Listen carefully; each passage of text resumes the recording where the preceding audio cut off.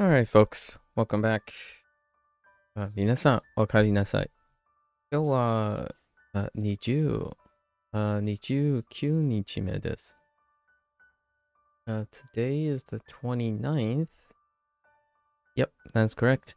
And I found the problem with my audio, some slight audio technical issue yesterday. It was a software issue.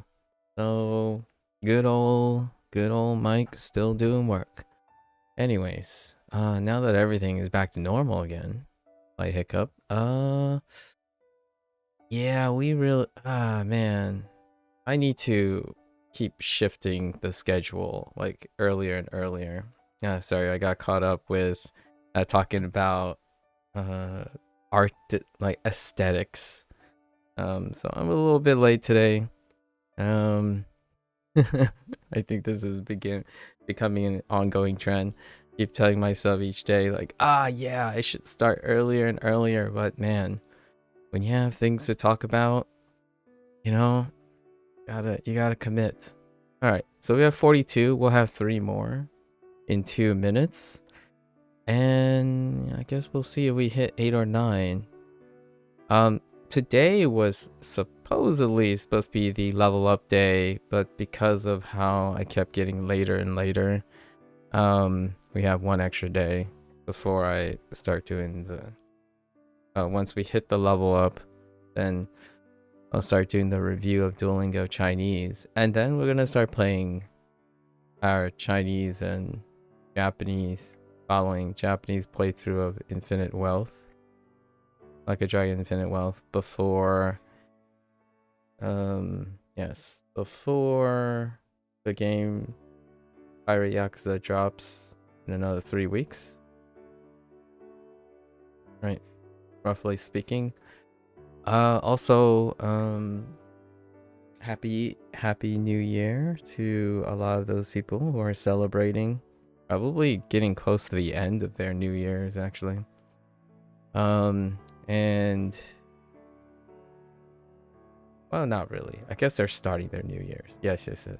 And then I guess it's about 5 hours, T minus 5 hours. Let me add these 3. T minus 5 hours to the Lunar New Year here. And already did your usual. My family usually do things like consume food that are very symbolic. We've been doing that for now. Usual yearly celebrations. All right, let's get into our review. I don't think there were any. Yeah, WaniKani has been pretty chill, low volume affair. Let's get into this.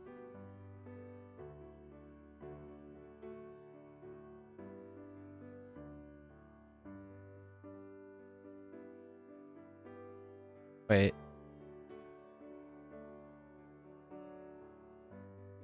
I mean, would that take important as well?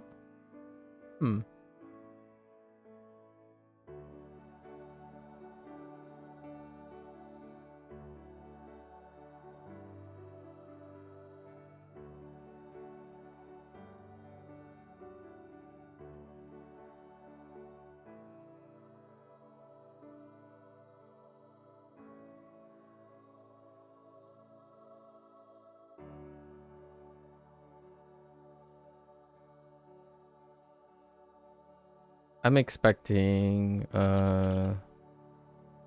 lessons today. Some lessons.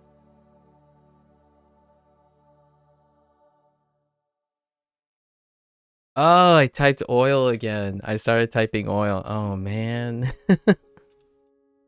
That is so subconscious right now. Jeez.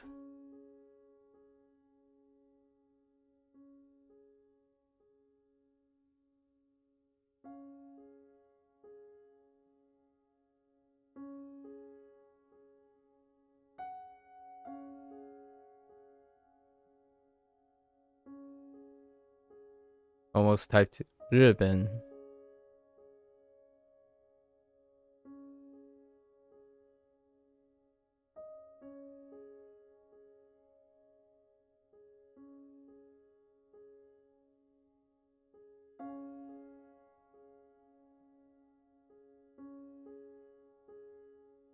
Oops.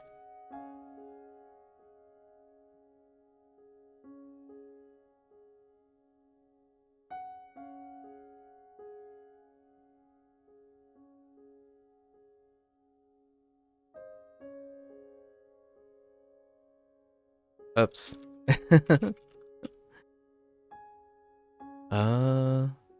Yeah, I think we can still use that.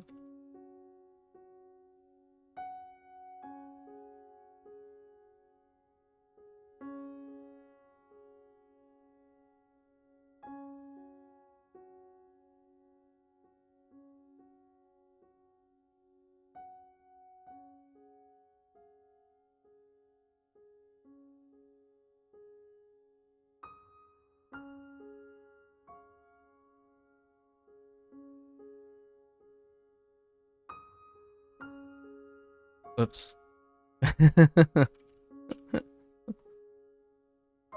That's Chinese.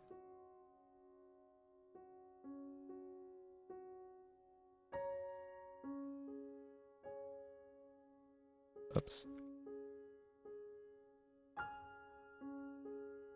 Whoops.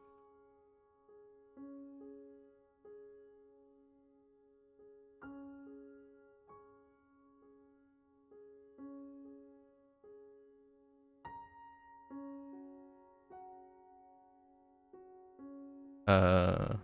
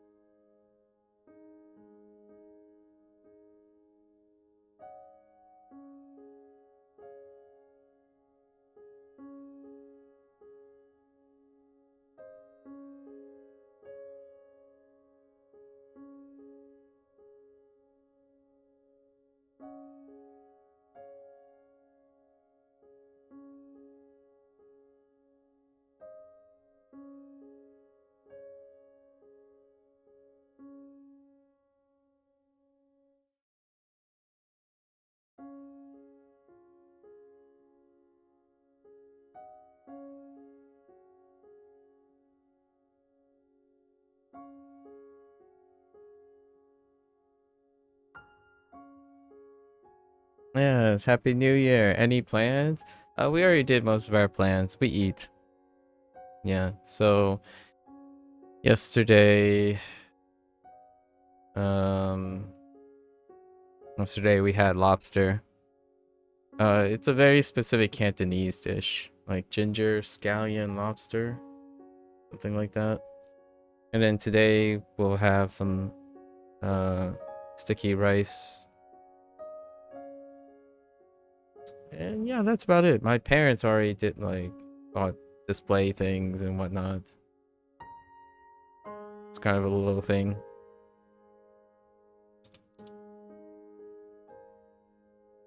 Do you do anything, Gecko? Being one that is... Oh, that's... That... I guess that wouldn't really line up in this case because if you're interested in Japanese culture, Japanese New Year's is Gregorian. And then the closest thing to a spring festival is in March.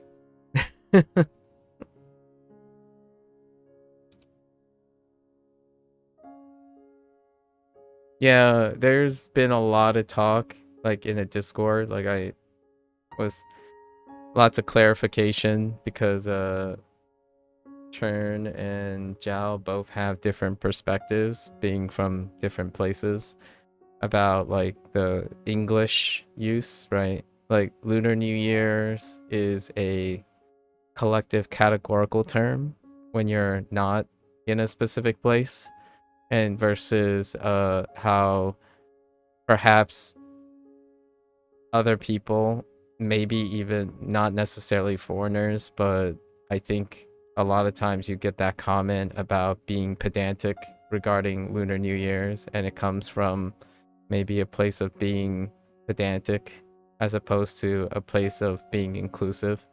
So Chern yesterday asked me for my thoughts about someone posting something which actually doesn't sound like a foreigner, sounds more like someone from the United States being pedantic, suggesting that China has a very specific lunar calendar. So stop calling Chinese New Year Lunar New Year, because it's more accurate to call it Chinese New Year, because they have a very specific calendar and that's how they determine Chinese New Year. However, the argument or the debate that post suggested was, oh, there are lots of different types of lunar calendars. China happens to have a very specific lunar calendar, and therefore that's why this coming day is the Chinese New Year. And the irony, like, I got caught up in my own mania and thinking that it's funny that the reason for me to say Happy Lunar New Year is quite literally the same reason, but for a different sentimental reason. So, like, the same logical fact, but not the same subjective reason. So this person suggests there are a lot of lunar calendar. There are different lunar calendars and people celebrate New Year's on different days. So this particular day that's coming up is the Chinese New Year. But I say Lunar New Year because the same thing. There are many lunar calendars and people celebrate on different days. So I say Lunar New Year because lots of people either don't observe it, know of it, know that they're on different days, celebrate them on different days. Coming from the United States, right? For myself, it's varied. So wishing people a more generic term, a categorical term, is to be inclusive, not to be discriminatory. It's like a same, the same facts, but not cherry picked. So that comment elicited a interesting topic where the difference between someone who wants to be discriminatory, as in not like a bad thing, like to discriminate, as in the mechanics of discriminating. You're specifying and attributing it to something. And I know we talked about this a couple of times in a different form, and that's originality, authenticity, and traditionalism. So for me, like we've already shared this a couple of times, I don't gravitate towards traditionalism or originality. I gravitate towards collective and inclusion.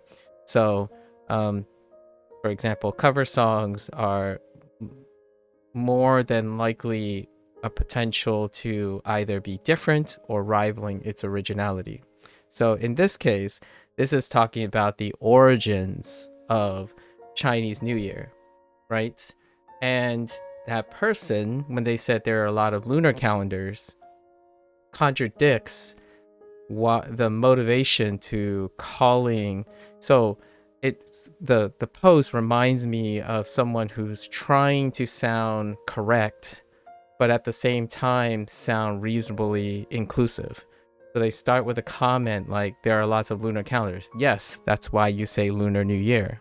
As opposed to, there are a lot of calendars, so you specifically want to attribute it to Chinese people, right? So those are two different mindsets. One uses inclusion as misappropriation for being pedantic, in my opinion. That's kind of like saying, I had lots of short stories in my own life where, you go with a group of friends and one person is really interested in, say, whatever my culture is, right? My heritage or my American culture or something. And they would say something like, oh, wait, you shouldn't say this because you might offend my friend here. And my thought was, well, that's their culture. That's how they view this, and then you view this in a specific way too, and I'll tell you what my views are, and that's inclusion, as opposed to yelling at people and say this is the right or wrong way to say things because you decided not to care about the other person, ironically, and then suggest that you care about other people. It's weird, but hear me out. I'm sure what you typed is going to lead to this because we're of like minds. In this case, that person saying to not be inclusive was the whole reason why that is inclusive now. So like that person, the comment was saying, stop this trend of using Lunar New Year without understanding what the motivation of Lunar New Year is. So I like to share my thoughts and my opinions, right? However, it comes from a place of understanding why the other person that you're talking to is motivated to do the things they do. When you say you're right and the person you're talking to is wrong and don't do that, people will less likely listen to you. Not only that, you say you care about other people, yet you cherry pick the people you care about. You care about the people who agree with you, and you don't care about the people who don't agree with you, right? So I say Happy Chinese New Year to my Chinese acquaintances and or friends, and I say Happy Lunar New Year to like you, Gecko. And then if you say Happy Lunar New Year to me, I recognize your history with understanding. So I understand a lot of motivations in which I can tease apart. I wouldn't go around and say, oh no, it's Chinese New Year's for me, Gecko. Like you should be saying the right thing.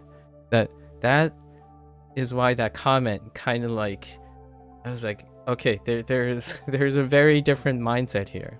If you grow up in a country where people cannot have different opinions, or you're so used to having the same opinions so you don't have to explain these things, then I can understand how that's a social norm, right?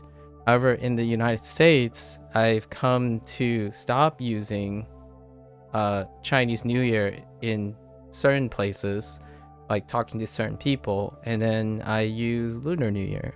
So, and then a lot of the Western world that's outside who do not participate in Lunar New Year are trying to be considerate of not understanding or not like wanting to be inclusive as opposed to exclusive. So when you say, if you were to talk, right, what are the odds of having someone, like if you were taking a gamble, right? You're someone who doesn't say, like if you took a gamble, you approach a stranger and like, should I use, like logically, we're going to use logic because these people think they are logically reasoning. If you were to say Lunar New Year versus Chinese New Year, what are the odds that you are going to land on more people that understand what you're referring to versus specifying? And logic dictates the more specific you are, the more likely you won't be misunderstood, for one. So that's one of the pros of being very specific, which is what this person's point is. Like if you be specific, then people will know what you're talking about, right? That's absolutely one of the pros. The con is when you don't know what the stranger is. So if you're concerned with what the stranger could be or observe or participate, the odds are you will likely shoot yourself in the foot when you're being specific, because then you're being presumptuous. And being presumptuous is a characterization of a country that everyone behaves very similarly. So, and that could also happen in the United States, depending, right? We have places of monocultural microcosm and then places of diversity. So that comment, the way it was structured, reminded me, not that I know this, it's a presumption, this is deduction, right? I'm using deduction. The way they preface trying to sound inclusive by saying, oh, hey, there are different calendars around the world, and then suddenly discriminate based on the origin of the New Year's to China. That's like kind of saying, oh, I'm cultured and I'm misappropriating. That's, to me, that's a lighthearted misappropriation, not with malicious intent, but it's misappropriation. They use their consensus that they're being inclusive and yet suddenly become exclusive when they ask people to be correct.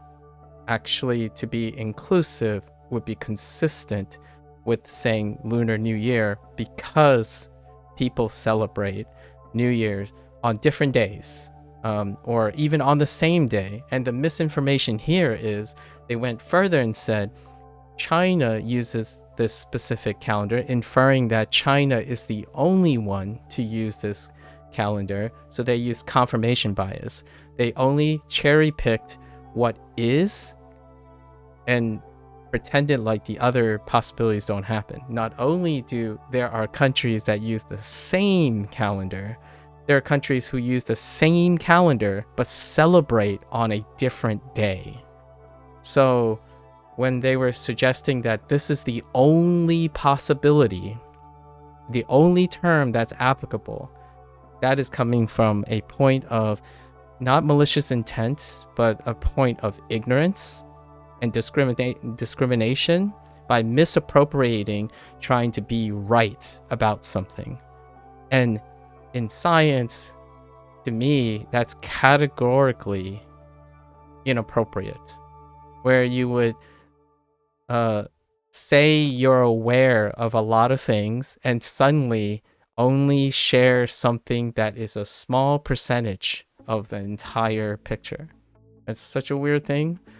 It's a weird feeling, but that was my like short story for today because it's related to Lunar New Year's. No, you don't really celebrate Lunar New Year's? Yep. Okay. Not many people here do. Most Chinese restaurants here do offer special menus and sometimes little celebrations, but I'm not going to one this year. Oh, that's kind of cute though. I like that they do that. I don't think my parents did anything particularly special for Lunar New Year's. I think they might have decorated like the front. It's a takeout place, so people walk in and walk back out. They might have give away things, like give away. Oh, I remember what they did. They gave away calendars. They gave away Chinese calendars that, and they're Chinese American calendars where it's the Gregorian calendar, but it has all the markings that align with the lunar calendar.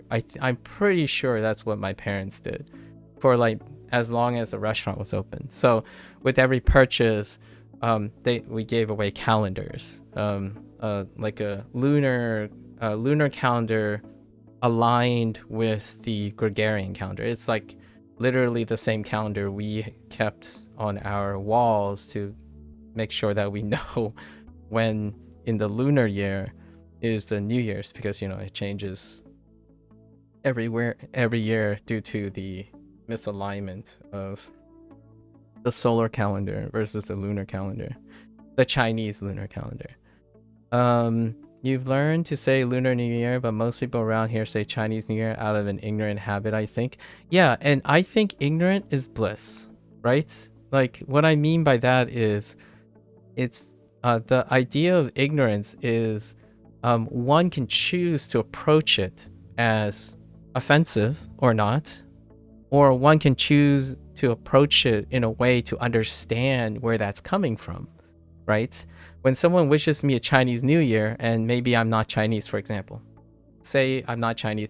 Well, technically, depending on who there is a dependence, but if like a Chinese person would be unlikely to assume that I celebrate Chinese New Year. It would be a question. And then because they have knowledge of it, right? They have knowledge of it. While at the same time, those who wish me a Chinese New Year out of ignorance is a very wholesome thing, because I like the idea that they are aware that there is a different New Year, right? So this is kind of a different mindset than worrying about if you know the correct thing. Like, I think that's probably something that me that divides the United States quite a lot, which is, if you're right, does that justify you to being insensitive to other people? Or is it being right, being sensitive to other people, right? And to me, human knowledge is so compartmentalized. The deeper you get, the more you don't know. So from my personal academic background, I'm more inclined to use generalized words and admit and concede to an air of ignorance, because I can't possibly compete with the collective of internet knowledge. Like, I'm one person, and the moment you say something, you are at the mercy of the collective knowledge of the internet, which inherently will make one person more ignorant, regardless of what you say. So in my case, I prefer to say Lunar New Year and troubleshoot and discuss the specific New Year that the person that I'm talking to celebrates or don't celebrate or know about, as opposed to assuming I happen to know more than the collective knowledge of the internet. I think that's incredibly arrogant. And to me, that's not only ignorant, that is incompetence. That is a lack of life experience and emotional intelligence.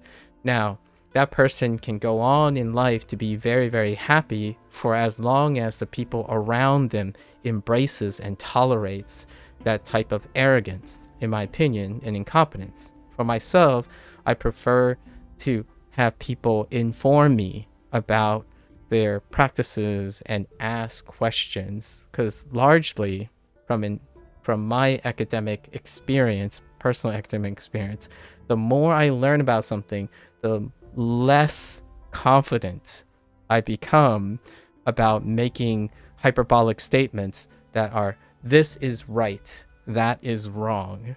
The moment I say that is the moment that I hope it's one of the laws of physics, because I can wager that physics will not be redefined by the time I die, or something like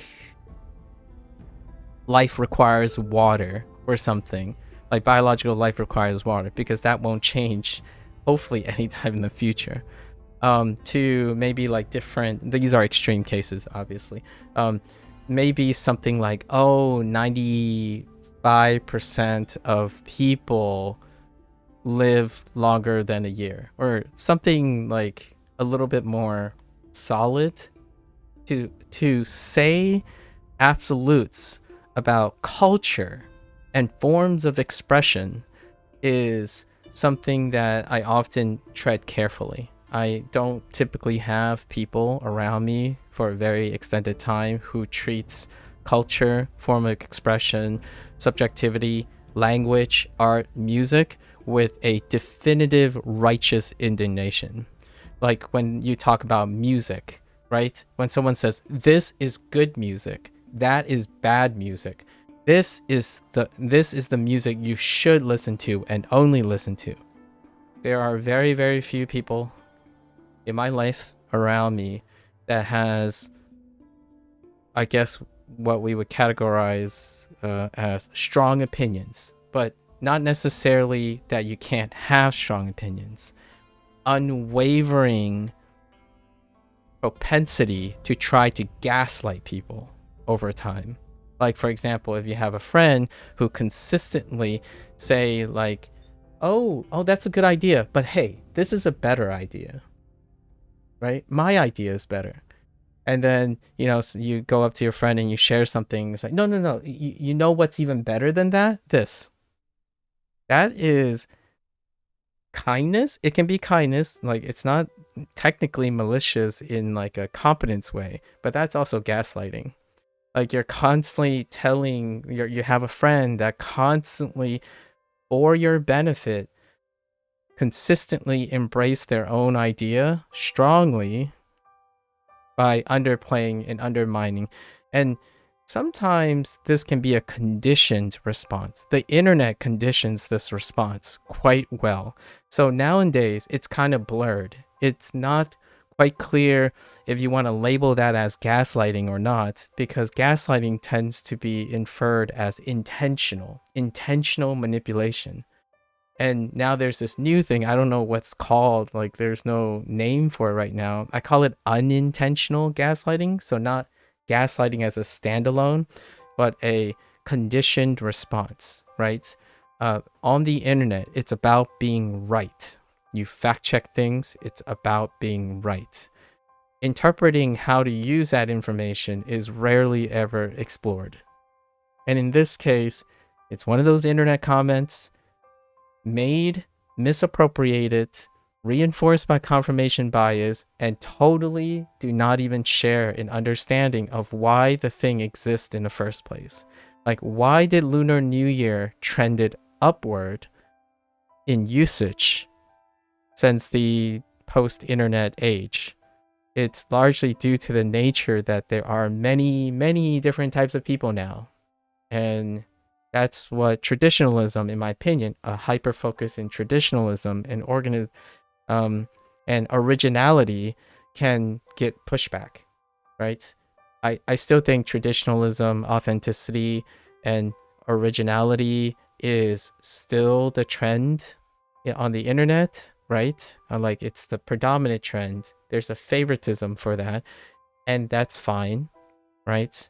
However, it does not merit toxicity towards those who disagree with that. Largely because I am an iteration of something.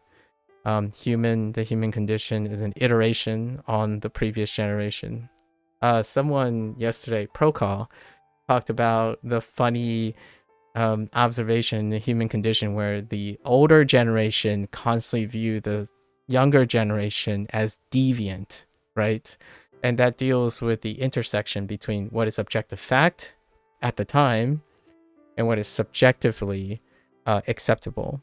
And in this day and age, Lunar New Year's use is climbing versus specifically going straight to Chinese New Year, largely due to the nature that we live on the internet now, or a lot of people in the newer generation lives on the internet. So you end up naturally inclined to be using generalized terms for better or for worse. The trade-off is it's confusing. It requires effort for people to clarify. And I actually think that's beautiful, because now, in my opinion, the first task you have to do is be interested in the person you're talking to.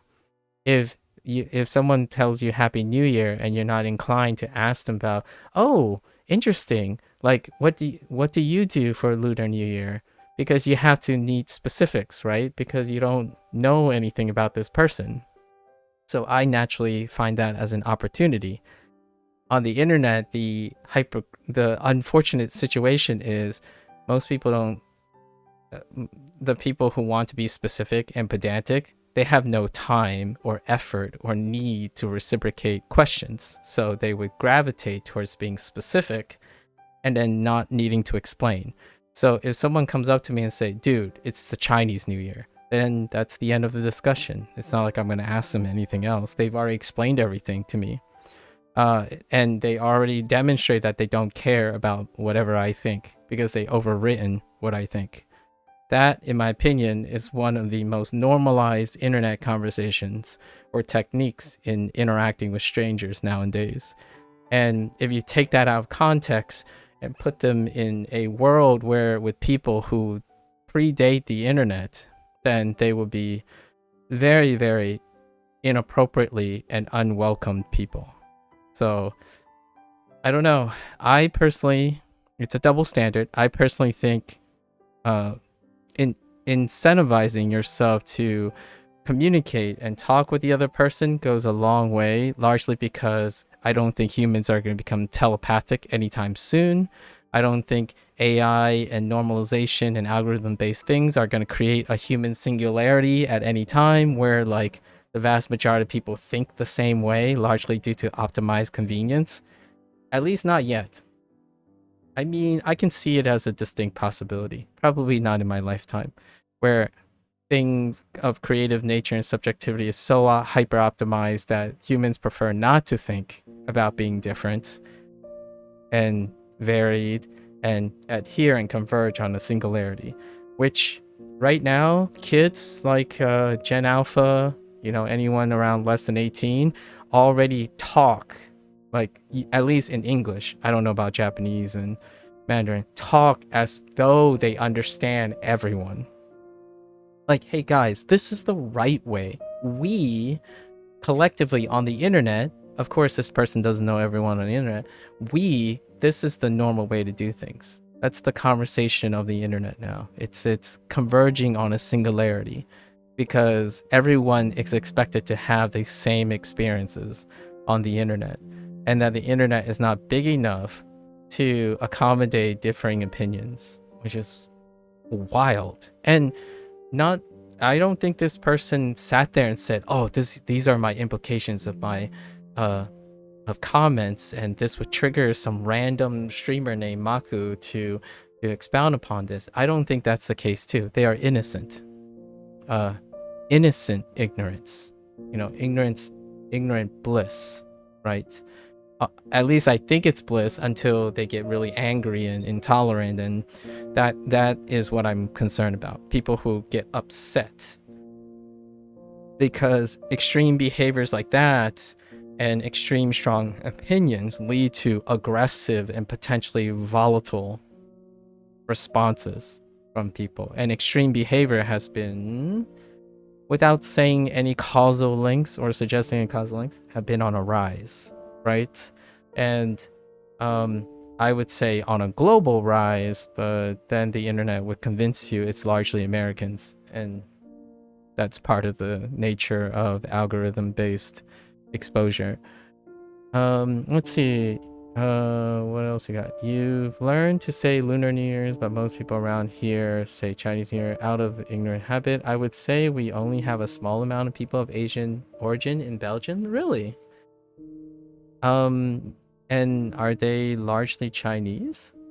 I don't actually know. My parents don't know a lot about Belgium. They know a lot about Norway though, because apparently there's this quite a lot of tea spilled about immigration patterns, and Norway tends to come up. My parents would typically know how to recognize the English names of countries that have significant connections with the population that emigrates from China and immigrates into places. I'm not sure if they know where Belgium is. And that's due to pragmatism, of course. Not that Belgium is not important or anything. That's sometimes life only has limited experiences. That being said, your next door neighbor are Chinese Cantonese. Oh, interesting. So since they moved in a couple of years ago, they help you learn a thing or two about their origin, culture, and traditions. So are they from Hong Kong? Often you have some Hong Kong. My mother came out of Hong Kong. I feel most people around me would not know what I meant by Lunar New Year, would be confused at least. Then it becomes a question if I would take the time to explain or just say Chinese. Exactly, right? That's what I'm saying. Of course, you captured it perfectly. If someone tells me Happy Chinese, like if you said Happy Chinese New Year to me, that is what it is explaining to me. Like I'm trying to understand the motivation behind that.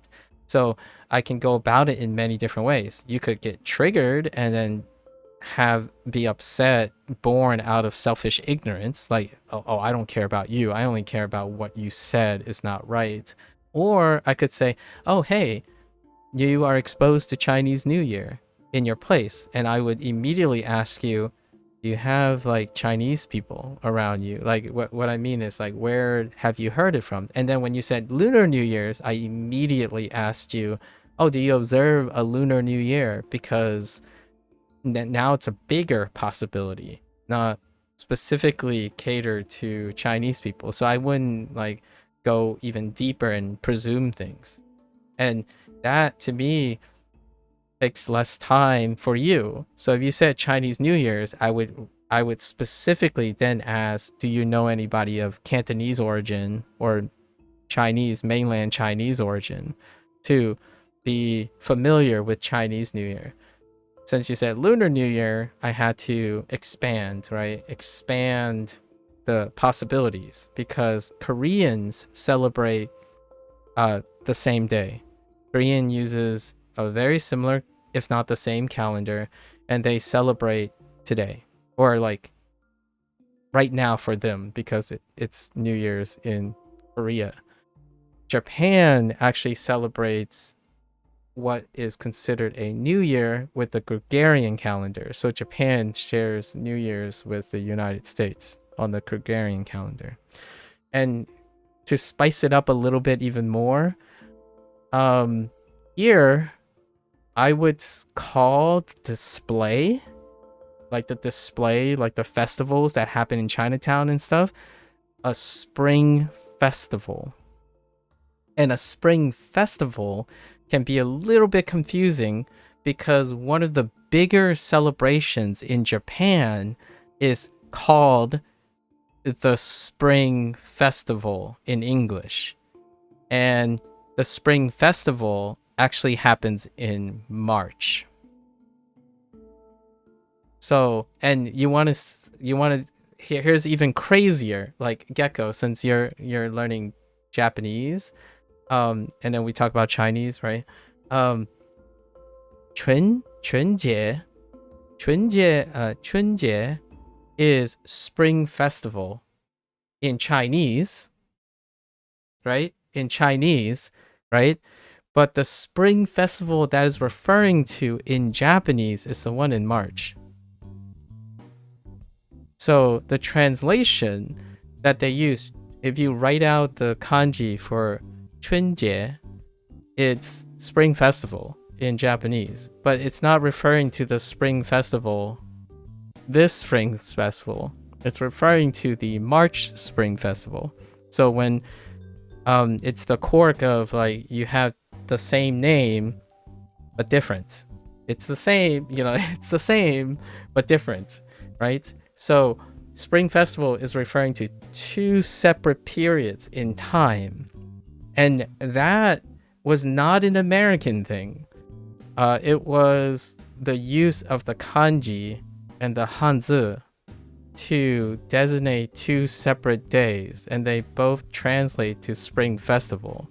So now in the United States, when you're using American English, the Chinese New Year overlaps with the Lunar New Year, which also overlaps with the Spring Festival.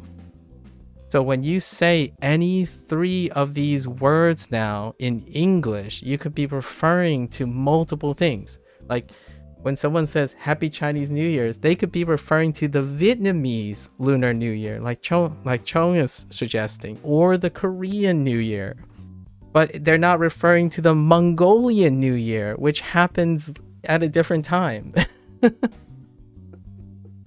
So to me, I think that's super fun to talk about. And I was thinking about this all last night, so that's why I had a late start. And then I started talking about computers and laptops with Sub-Zero, so then it got even later. It's crazy. A language is so interesting.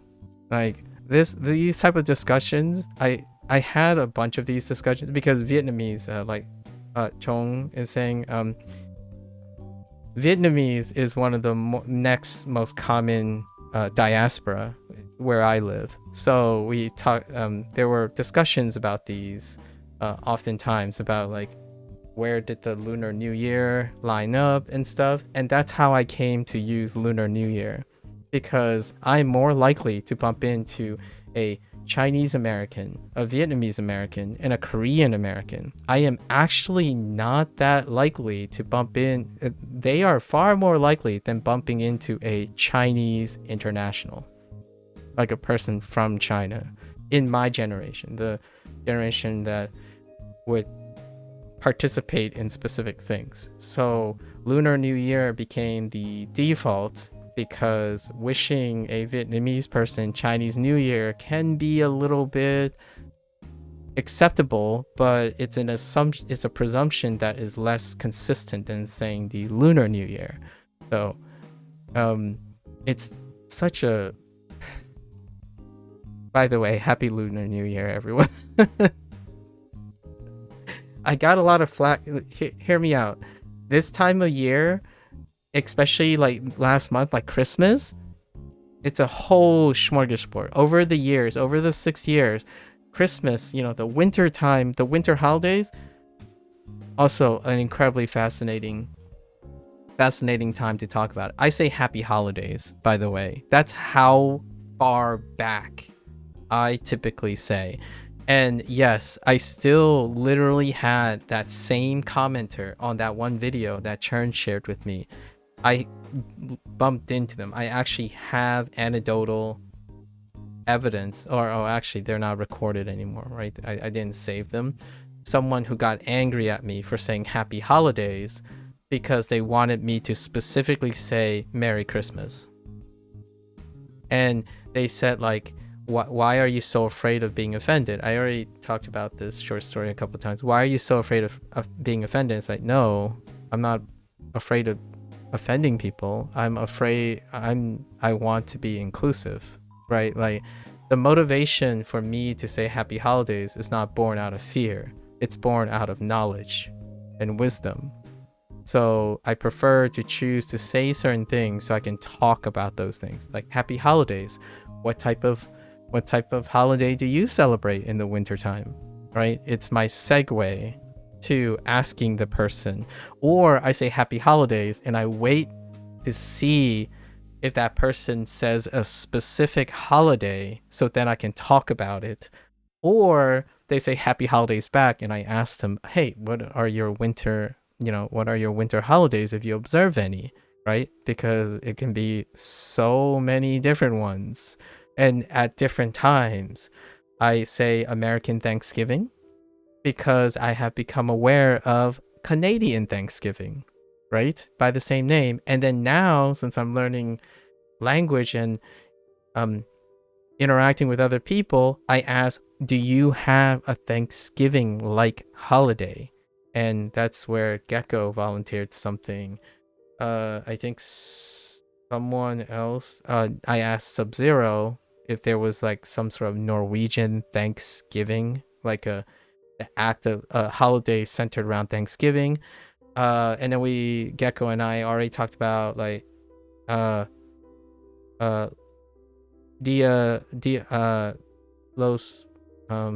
Day of the Dead. Sorry, I keep getting the modifiers backwards on it. Day of the Dead as opposed to Qingming, right? And then Easter.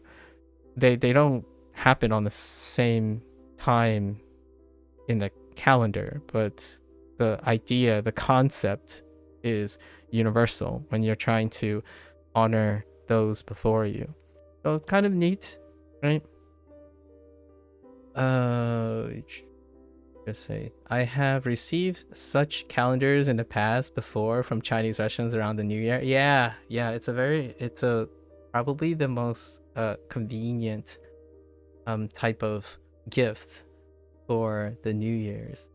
Among the small Asian communities here, I would say yes, Chinese are the most represented. I see. I don't think your neighbors are from Hong Kong because they would have mentioned, instead they say southern China. I see. So you assume a lesser known part, at least internationally. I see.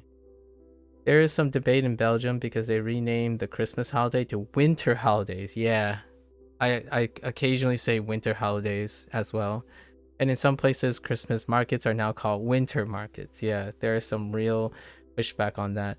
So like in Japan, right, it's the winter festival, which does include Christmas. Like this is a foreigner perspective. I don't actually know how Meri Christmas is more normalized than winter festival, the winter festival time, right? Like winter solstice is a very important time which kind of precedes the Christmas, right?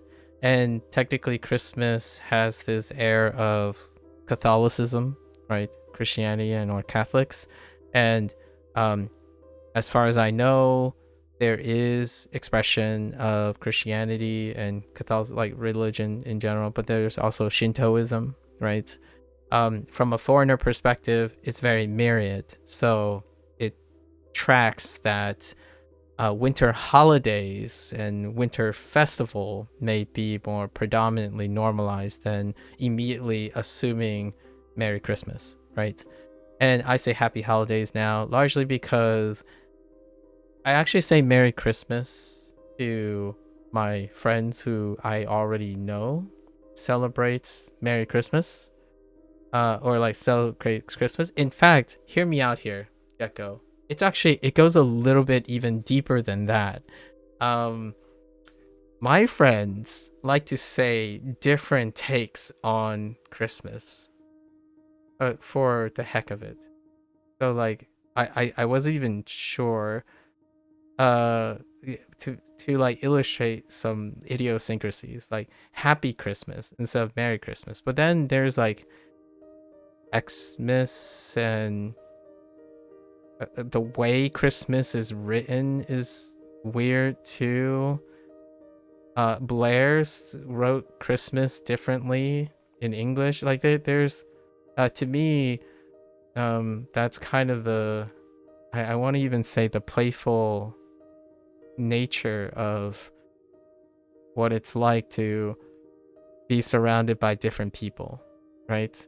Not that it's for everyone. I think those who feel really comfortable in knowing the right way and the wrong way to do things, like Japanese culture is a great example. You get a lot of decorum, clarity, rules, consistency, right? Japan is a sparkling example of that overall, right? Some Vietnamese people also want to change Lunar New Year to a Catholic calendar like Japan. Oh, interesting. But the Vietnamese parliament continuously rejected this idea. I see. Yeah, I remember, I think I read it somewhere, maybe 4 or 5 years ago when I was exploring like Japanese New Year's, that I've come to realize that Japan also celebrates on the Gregorian calendar. And the spring festival that I thought I was referring to when I was saying spring festival is actually in March. Japan's spring festival is in March, which happens to also sport the Hanzi for spring festival. You know, 春节, right? 春节. And I'm like, oh. It dawned on me after I learned like Mandarin, and after I learned Hanzi and kanji side by side, it dawned on me like, oh wow, that's now the English is a little confusing, because it brought a smile to my face because I think that's funny, like how it turned out, where the Hanzi and the kanji, when you translate it in English, means two different things. Not when a Japanese person read 春节, and what is a spring festival in, how do you pronounce those two words? I actually didn't get those characters yet. Or I guess one is like spring, right?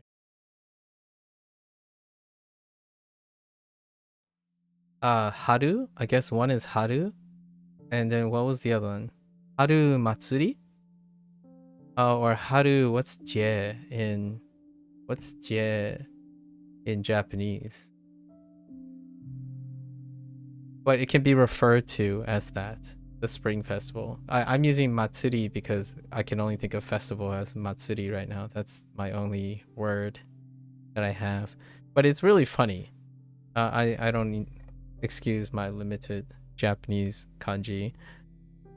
Oh, okay.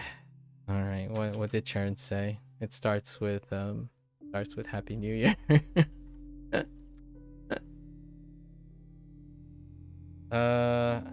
新年快乐. Yeah, 新年快乐, Chern. This is 恭喜, right? 恭喜发财, 恭喜发财. 新心想事后事成心想事成万事如意 wait 万事如意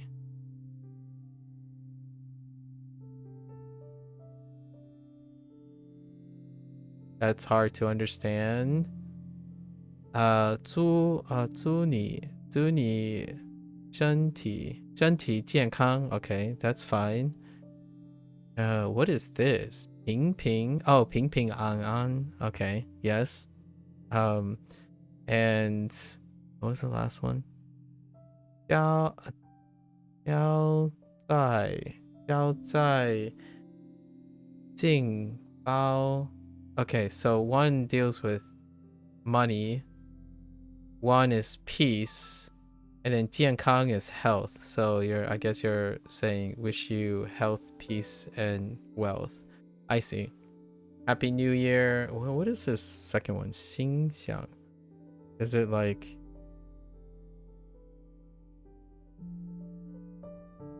Oh, what does that say? May all your wishes come true. Which word is wishes?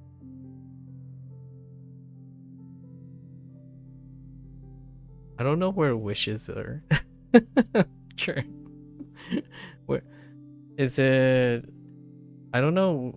Like in the thing you typed, I don't know where the meaning wishes come from. Everything else makes sense though. Oh, is that the full fat greetings? Yeah. Some Vietnamese wait. Okay. And then Belgium is historically a very Catholic country. Nowadays, few people still actively practice it, but there is an attachment to the cultural heritage which creates clashes with multicultural immigration. I can imagine. Yeah, I can imagine. And it goes without saying, I live in the United States, so that's a social norm, right?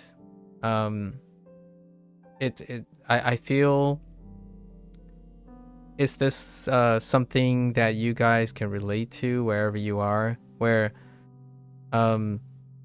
it's not the abnormal thing that happened in the United States? Multicultural clashes is the normal thing to happen. Like it happens more often than it doesn't, in my opinion. Like from this particular side of the perspective, like it's normal. It's almost like regular to expect cultural clashes or like discussion of cultural clashes. So that is less.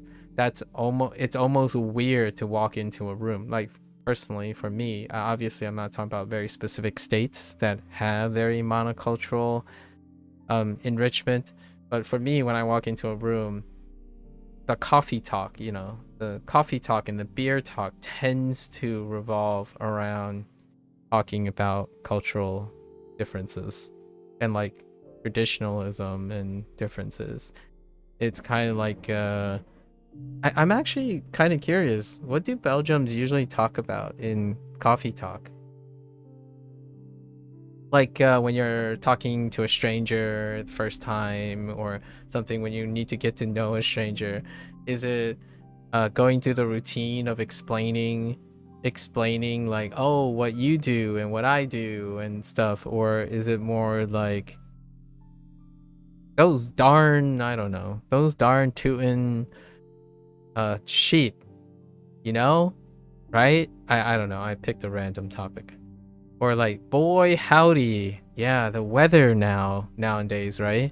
You might be thinking, well, yeah, don't Americans talk about weather all the time? They do, but they compare and contrast weather. They don't necessarily assume everyone has the same weather. So like I haven't seen my extended family for a very long time. I would say hi, and then we have nothing to talk about. We would talk about the weather, and immediately it would be something like, oh, it's been warm here. It's like, oh, it's been kind of cold where we are. right? Because that's kind of the routine for American conversations, largely due to the nature that when you're meeting and meeting up, it's often not everyone will have quote unquote an opinion because they tend to have something to share that's slightly different. So the topics might be similar. Like if you complain about healthcare and I don't know, education system, it will still create a cultural clash or a cultural discussion as opposed to using the word clash, but a cultural discussion. Like if I was in Maryland for a while and I go back to Pennsylvania and someone's like, man, public schools these days. And I'm like, I have a different perspective on public schools because I was in Maryland the last couple of years, that kind of thing. Or you visit another city and you meet up with another person, a local from that city, and then you are from a different city. The first conversation would be any of those like weather or cost of living type of discussions involve comparing and contrasting the two things. So I'm not sure how normal that is for other peeps. I'm not, and I'm also not sure what the internet perception is of this. I think when people, the impression that I get is that foreigners think or get the impression from the internet that Americans are always constantly upset with each other no matter what the environment is. And it's kind of like looking at Call of Duty gamers, right? Oh man, they're always trash talking to each other, but are they having a good time, or do they think it's normal? And I, as an outsider, I can't think of that as normal. I'm like it's difficult for me to think that's normal. However, in the United States, when you see two people bicker or like hot-headed and discussing the pedantic nature of, should we call it Chinese New Year, like what I'm doing right now, this very moment, about Chinese New Year and Lunar New Year, that is coffee table talk. Legitimately. Like, oh, we don't have any Chinese friends and that's why we don't use Chinese. That is coffee table talk. That type of nature is normalized in the United States. So when someone when a foreigner says, I get the impression that Americans just complain about everything. They always like complain and disagree and argue about things. Like, yeah, that's the normalized behavior. We discuss, like, in my opinion, the likelihood and high frequency of Americans discussing and arguing and debating about things is a reflection of how diverse it can be in the United States. Lots of conversations have to be done. And it becomes a normal routine. Is it taxing? Probably not as taxing as what foreigners might see. Right? Like if you ask a Japanese person, it's like, why do you guys always have to complain and talk about normal things? Don't everyone do the same things? Like, no. We live in a diverse country. Like, it's a diverse country. Everyone has an opinion. And the Constitution and all that stuff, like the government thing, embraces that, right? Either it's a chicken or the egg question, whether it was the structure of the government that caused this like normalization or the other way around. But I don't want to sound too stereotypical, but diplomacy and democracy inherently introduces debate and differing opinions and freedom of expression. And I'm not saying this as a meme of freedom of expression, but freedom of expression also means freedom to disagree, strongly agree, lightly agree, or silent and just go along with it. I say the weather, sports, soccer mainly, the news, politics, generalities, usually complaints. Oh, okay. Obviously, we don't launch full-on debates with strangers out of the blue. Yeah. I like how you stated one of the more like visually visceral occurrences, because in the United States, right, if I had to concede something, and I take a wager, if you like step into Belgium, for example, I haven't ever stepped into Belgium, but let's deduce some stuff from what I gathered on the internet. I think I would bet on the American that they would likely be more likely to instigate a sudden debate with a stranger out of the blue than a Belgian. And not bad or worse, like, right? Not bad or worse. The idea is it's normalized culture. One has a more normalized culture that encourages that behavior, for better or for worse, whichever you want. And then the other side is more collectively agreeable, right? Let's take Japan, for instance. If you have a disagreement in public, you shut up. I'm that was a little bit aggressive, but you know, public decorum takes precedence. So if you have a disagreement in public, you are more than likely to refrain from it, right? So if I were to, here's a bet I would take. If you're gonna take odds on who is more likely going to instigate a debate in general in public, I would bet on the American versus the Japanese person. Because to my level of understanding, I believe I understand the Japanese culture, even as a foreigner, sufficient enough to know that culturally it's normalized for public disagreements to be minimized. Like nearly like 90+% adherence to that cultural norm. In the United States, here comes the really terrible, not constructive sentence. It depends on the place, right? And now I'm going to add something to it. Where I am, you are more likely to normalize starting debate and discussion openly. That is not to say that there are other places that I have not been to, but I can almost say with reasonable doubt that it would differ. And that's kind of the nature of things. You constantly have to discuss like, oh, what is the norm here? Like you drive like 3 hours across state lines. It's like, okay, so what is the norm here? Like, do people like to talk about the weather? Do they always complain about cold weather? That kind of thing, right?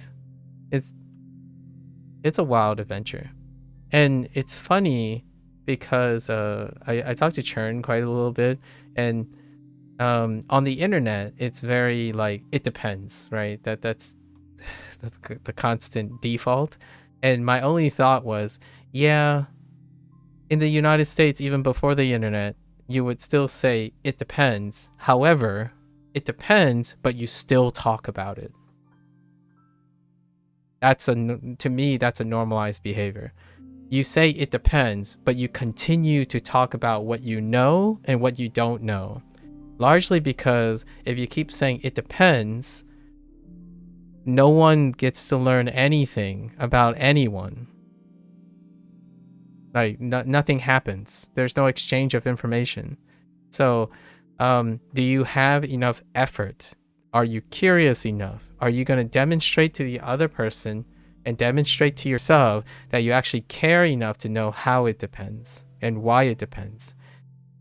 When you spend most of your life saying it depends, oh, that's too complicated to explain, then you don't spend time explaining it, nor do you care enough to discover how to explain it or know about it. So on the internet, one of the habits that get reinforced is there's too much information. I don't want to talk about it. It depends because it's too complicated. Usually I would go about it in a way that I would try to encourage that person. So I know it depends. We lots of people know it depends. In fact, I believe 99.9% of the internet would ultimately concede to the idea that it probably depends. The question is, what do you know and what do you not know, so that we can learn about each other? I don't want to learn about the dependencies of other people, right? You're not practicing representing the rest of the country or the rest of the people. And that is a social norm going way back to Lunar New Year's and Chinese New Year. That's a social norm, in my opinion, that makes me very, very American. I'm very, very American because when someone says it depends, I want to know why it depends. What do you know, what you don't know? As opposed to the thing where like, oh, it depends, but we do all of this. But it still depends, but we do all of this. And I'm like, I don't know who we is. Like, is that like part of your country? Is that all of your country? Can you explain to me why it depends? And at the same time, you can say, we do this? Like, do certain things you agree on as a country and then certain things you don't? Like, that to me is normal American conversation. Like, you have to know, like, you want to know these things. And then what happens, in my opinion, as bad actors is the reason why I think that comment about Chinese New Year is more likely to be an American is there's not enough information. So when you learn something, it gets turned into a fact, and that fact then can be narrow-minded, right? Oh yeah, yesterday I just learned that Japanese people do this. And now you're going around saying all Japanese people do this. Foreigner perspective. So it's kind of one of those things. Foreigners from Japan or China or something find a much easier time assuming and presuming that Americans can be all the same. Like, they talk as though it's very generalizable. And then in the reverse, people who constantly bicker and try to find clarity assume that foreigners all likely behave the same as well. But it's a double standard. You see how that logic doesn't go backwards. It doesn't, like, it's weird. And I think honestly the internet is the norm. The internet is the middle filter that's creating that. Like, that feeling of, oh, everyone behaves the same here, everyone behaves the same here. But it's a double standard, because in the United States, you're more likely to find someone who behaves differently, and they're going to argue with you. They're going to debate with you, versus in Japan, it's like, oh yeah, we do this, right? Quote unquote, we do this. It's very uncomfortable whenever someone asks me, what do you guys do? As in, like, what do y'all do? And my thought was, may I ask you, what do I represent? It's a weird it's a question that I'm a little uncomfortable, because I don't know what I represent. Like, when someone from a foreign country asks, like, oh yeah, so what do you Americans do? And I'm like,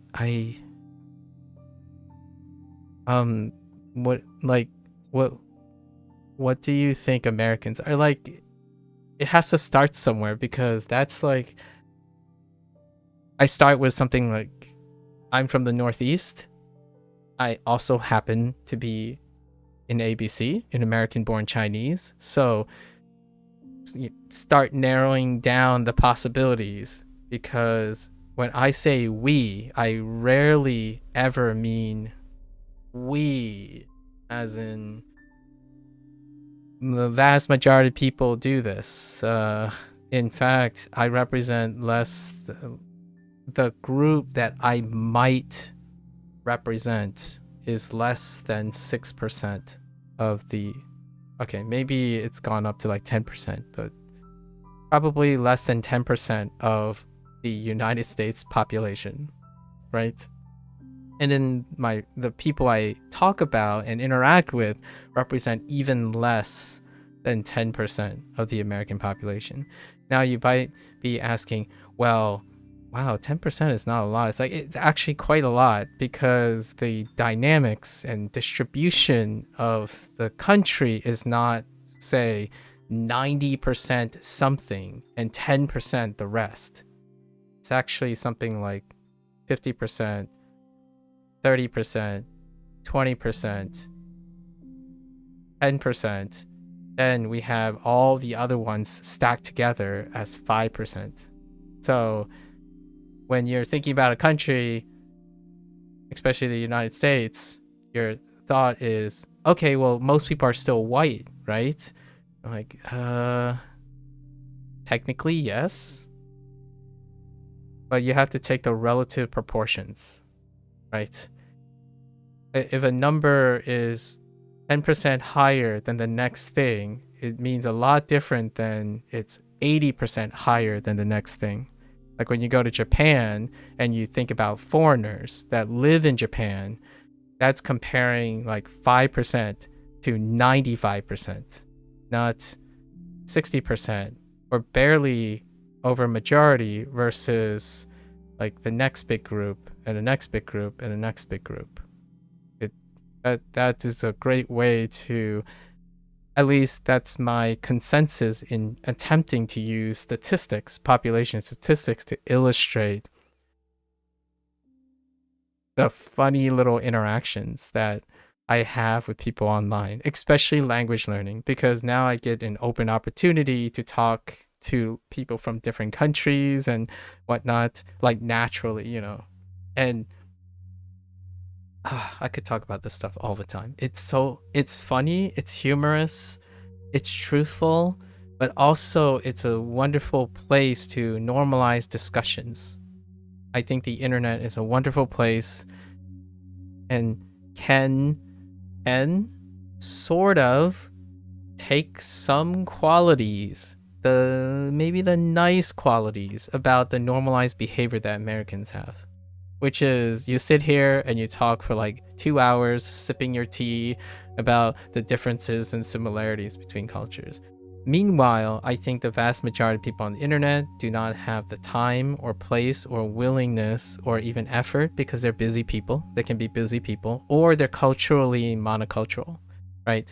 Those are like 5 really fast, rapid situations in which I would likely categorize what happens on the internet. Like, yeah, sorry, I don't have time for this. Like, I don't really want to explain my country to you, my country, or how we do things, and why you're weird, and why what I think about Americans, that kind of thing. It's not as normal yet.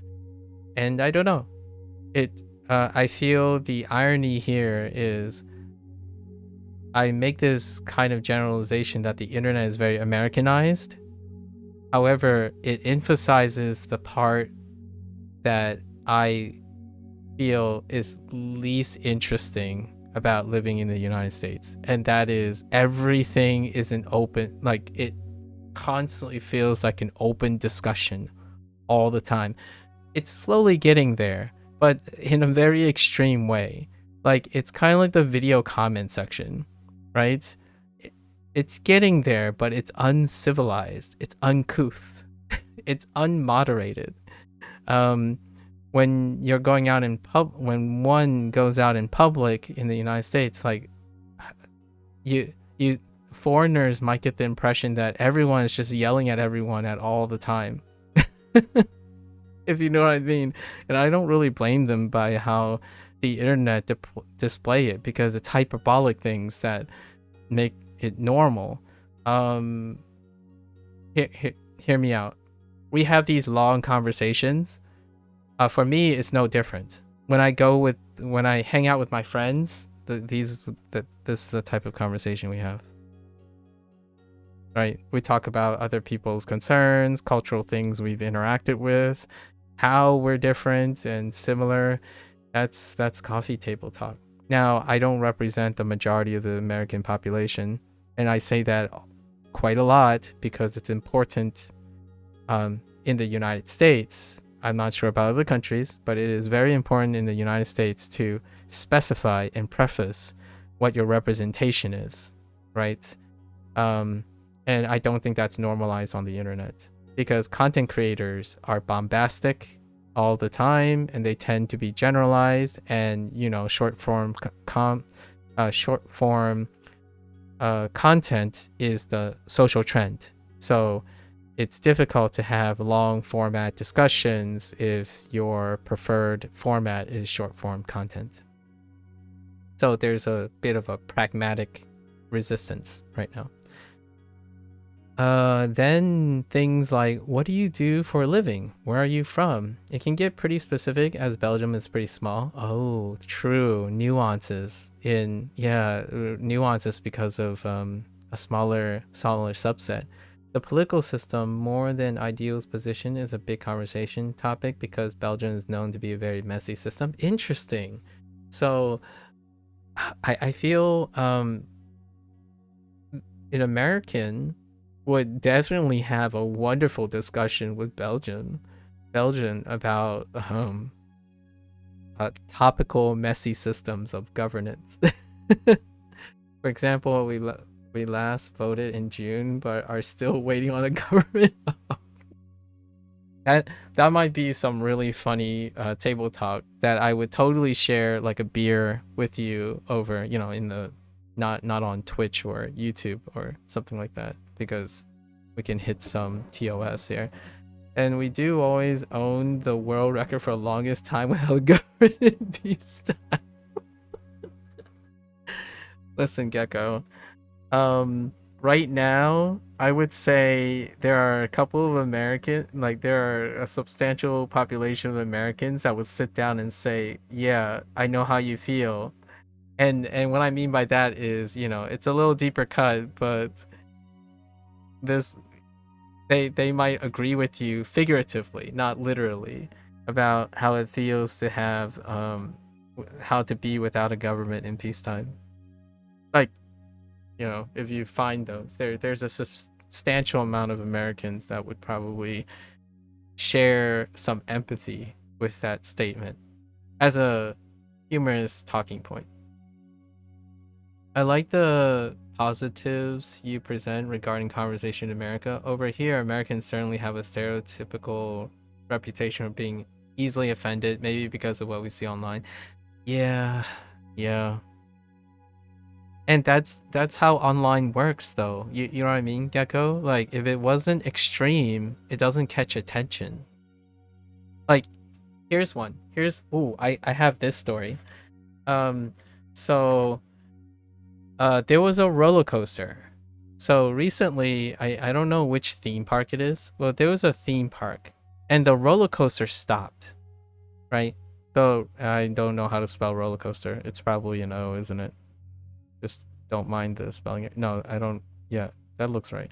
So the roller coaster stopped before, like, in operation, and immediately outlets online, like journals, right? Like journalism, was saying things like, "Oh no, catastrophic failure, and lawsuits are going to happen," or like, "Oh no, devastating theme park failure." So it was spreading fear, right? Spreading fear. And that is part of the internet now. Online internet. Meanwhile, what happened was the roller coasters detection system worked as intended. So apparently there was a rider on the roller coaster who had a scarf on, and it got caught in the cart tracks. And before anything goes off, like, when you're ascending on a roller coaster, when you're going up, right? When you're going up, the roller coaster stopped here. And because there's a lot of detection systems along the way to make sure that the coaster is not obstructed. So technology operated normally because a failsafe worked. to control human error. So instead of writing an article about how sweet rides are safe, journalism online decide to paint rides as dangerous and absurd and you should avoid these things and whatnot, right? That's kind of how I feel about not other countries' stereotypes necessarily, but American stereotypes. American stereotypes tend to be highlighted, and not even by foreigners. It's like introspection, right? Like, think about the consequence. Like, I highlighted the consequence that it's a social norm to have disagreements in the United States. So online, what will you see? Like, statistically, what is the likelihood that you're going to see an American bashing on the American system versus a face culture strong system where they don't do that publicly? So when someone says no one ever complains about Japan, no one ever complains about Belgium, no one ever complains about France and Germany and stuff, we have to also take into consideration what is the propensity of criticism publicly. What is that socially normal? In the United States, I would argue is conservatively more normalized than other countries. So that impression you get a lot of times is because it's also a social cultural norm, right? Am I being vigorously and viciously stereotypically upset and polar? Not really. However, remember the preface. I do not represent the majority. In fact, I was talking to Chern about like polyglots, right? What are the percentages, distribution of polyglots? Way back in the day, I wanted to know what percentage I am, right? So if I accumulate what percentage of people, so I'm Asian, I'm American born Chinese, that puts me in less than 10% of the American population, if not less. My parents are Fujianese, which happens to be a larger subset, so that reduces me down to like 6%, if not less, like 5%. It actually maybe like 4%, because we have Shanghai and Beijing people in the West Coast, like people who are affluent, who come to the United States with money, and they're able to send their kids to university when they come. My parents came part of that immigration where they come to seek new opportunities and establish roots. So I had to work my way up to privileges to go to university. My parents didn't know what college was or university. Like, in their life, they did not actually know about higher education. They were not in higher education. Most of my immediate family did not go on to higher education. My current generation, my first cousins, are college educated, some of them, and then no one else went to higher education, to graduate school. I am the only one of my entire extended family. So, this is normalizing. But anyways, so that brings me down to like 5% in terms of being Fujianese, right, in the United States. Now, PhD holders make up 2% of the world population. So what percentage is that of the American population? It's got to be less than 1%, right? So my percentage just keeps tanking, right? So with that said, all the things that I say online have to keep in mind, statistically, finding someone like me who happens to be an ABC against cultural norms of my parents, be online, playing video games, not having a professional career, and still had a PhD, the odds are like 0.00019. It's not that bad. It's like, I'm going to give myself 0.2% chance. So if you wanted to know me, the chances are whatever comes out of my mouth is going to sound weird. It's going to sound different. And I don't want to give you the impression that all Americans are this way. In fact, I actually say the things I say are observations about Americans. They're observations about Japanese, Belgium. I am far more closer to how other people feel looking at Americans than being American myself. Like when it comes to like statistics and whatnot, right? Like a Japanese person might actually even know more about Americans than me these days, largely because I'm a very low representation of the United States. The one thing I can say is I lived long enough in suburbia to make some generalizations, but I spent half my life in the city. So even that falls apart. There are Americans who live, born, raised in the same like 100-mile radius, which sounds kind of familiar, right? If you're in Japan, you grew up on the countryside, there is a chance you might go to the city, but if you're well-to-do, you stay in that place, right? If you love Tokyo, you might spend 90% of your life in Tokyo, and that would reframe your things, right?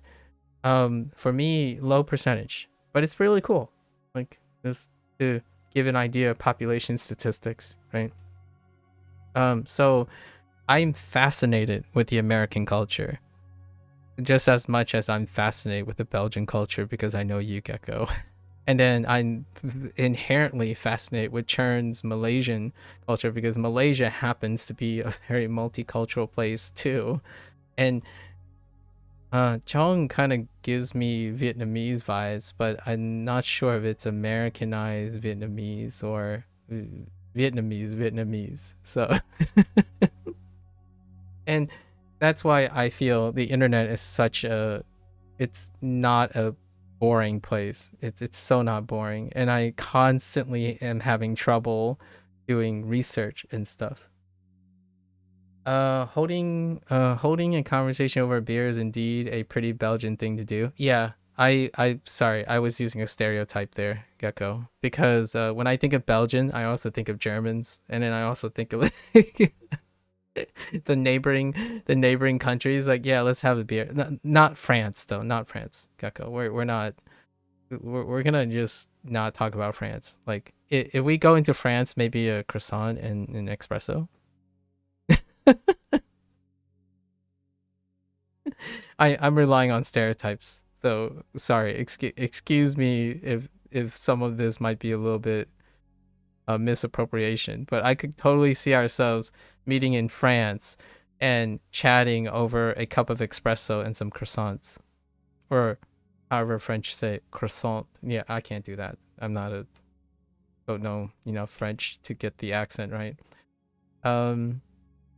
I feel Americans is a good use case regarding the pros and cons of a bi-party system. Yes.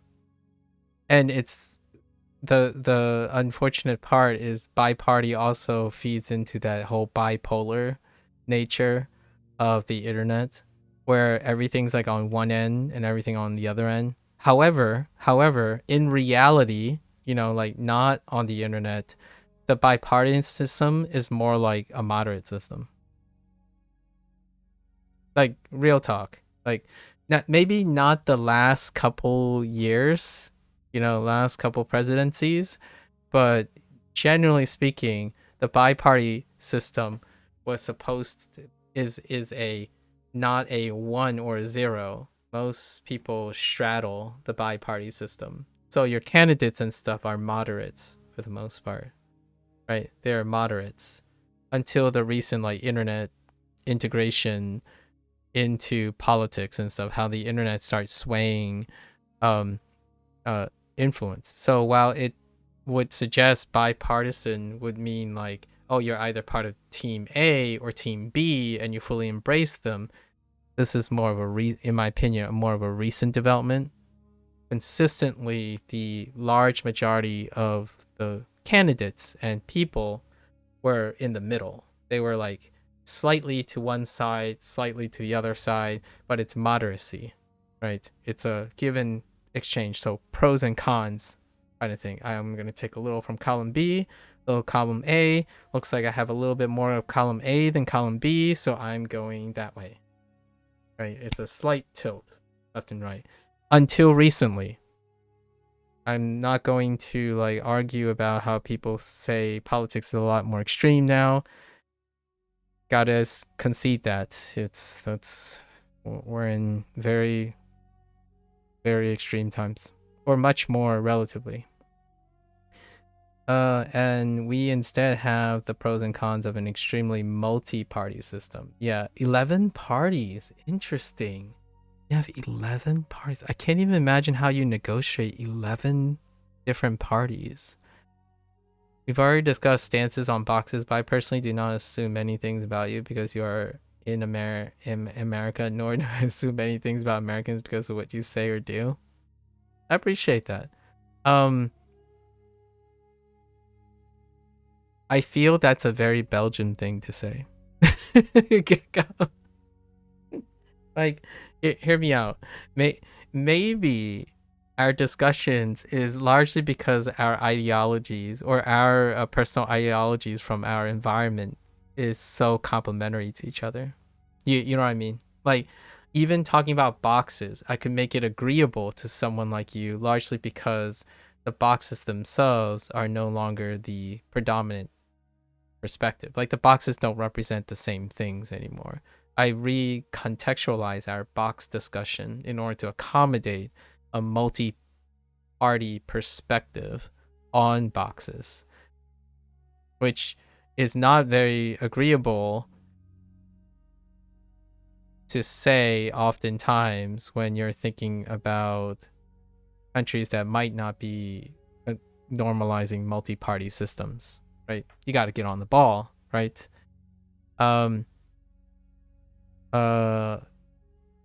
The first thing I would probably say is it would be very refreshing to engage in a country that when you walk in, if you know the rules, know the decorum, 90% of the time, thumbs up. I don't honestly know how Americans would be able to sell someone on the United States. Right? Like,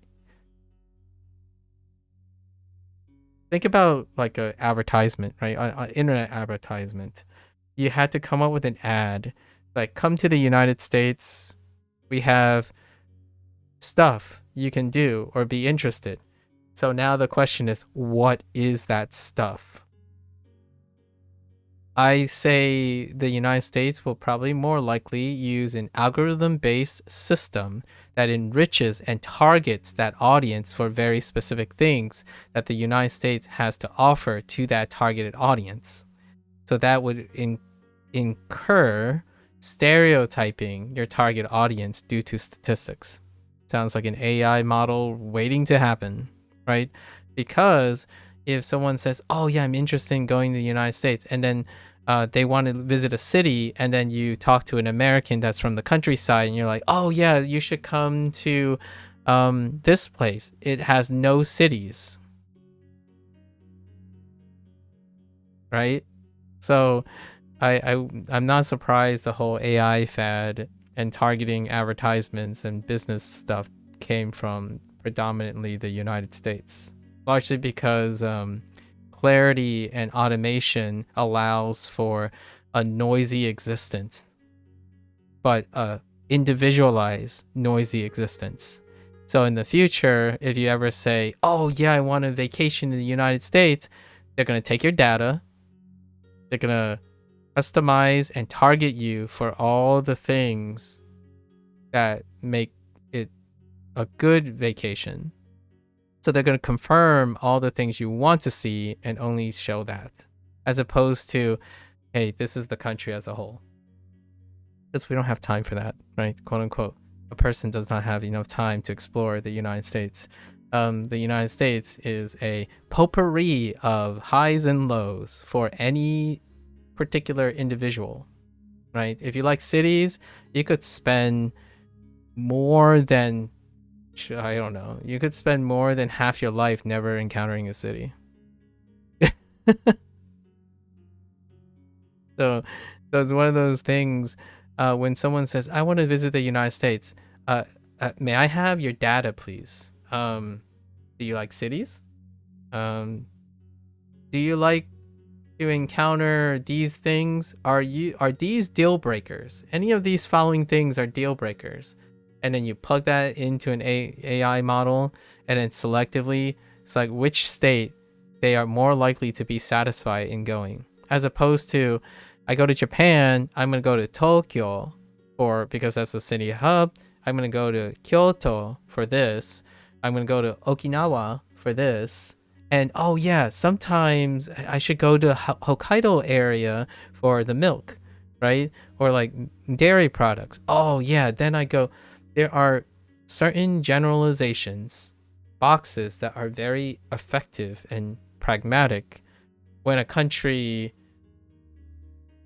has consistency, like has enough consistency to create those generalizations. And then in the United States, the stereotype is someone, a foreigner will tell you what the United States is like, and then you pretty much upset like 7 out of 10 Americans because they probably depict their state as something different or their immediate place as different. And I'm terrible. And I absolutely concede that because I only represent a really tiny margin of the American population. Because of that tiny margin, everything is different in the United States. So I'm trying to explain my behavior. My natural behavior is that I view the United States as a place to explore because I have no idea what's going on. So if there's a American that wholeheartedly says they know exactly what's going on in their country, in the United States, suspicious. They're most likely from a place that everyone around them have the same opinion, and then that opinion is closed off to everywhere else. Fortunately or unfortunately, I grew up in specific states, especially a particular region in the United States, that's almost the opposite. They're extremely overly concerned with the dynamics of the country. So mileage may vary. I do wonder if Team A versus Team B is here to stay, or if there is a hope to go back to more moderate exchanges in the near future. I'm pretty biased towards moderate exchanges because it allows like adaptivity, but it also slows down the process, if you know what I mean, Gecko. Like on that front, we have excellent systems that exist in the world today where it's unilateral. It's literally unilateral. A very specific country that I have a diaspora from as unilateral decision making. So we can see how efficient that is, provided that the culture can provide leadership that creates consistency, right? In the United States, if everyone has an opinion, that may be the cause or the consequence of a moderate system, right? Like to gravitate towards a moderate system. Anecdote before you go to bed. A while ago, you designed a 10-year itinerary for the US. I put quite a bit of research into it. It honestly pretty unlikely to ever happen, but you did it for fun.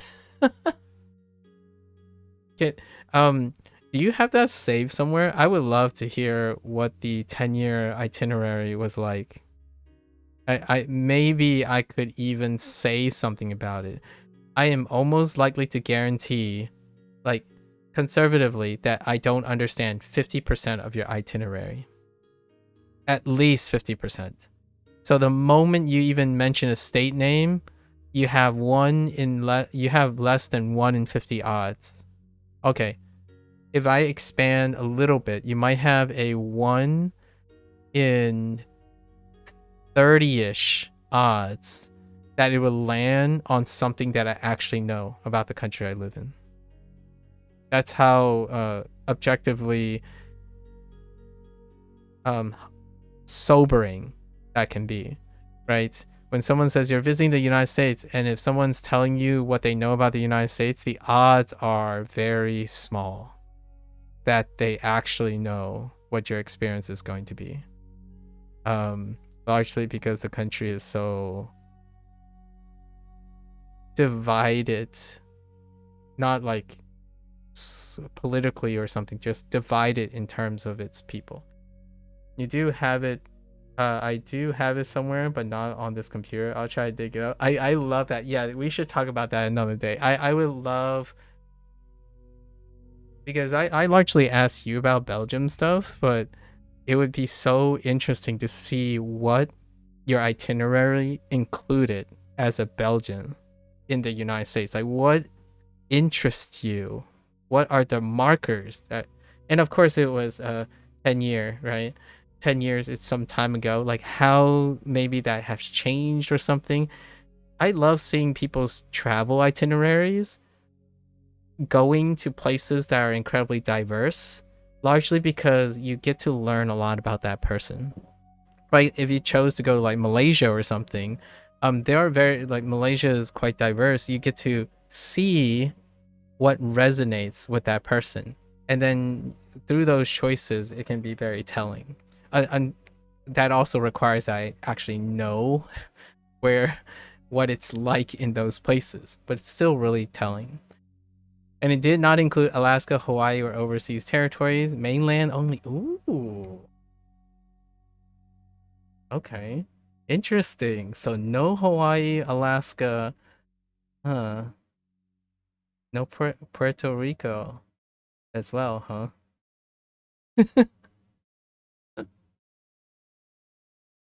Okay, that's a good teaser. I like that. Okay, I'll let you go to bed, obviously. 10 years is how long that oh, it's a 10-year.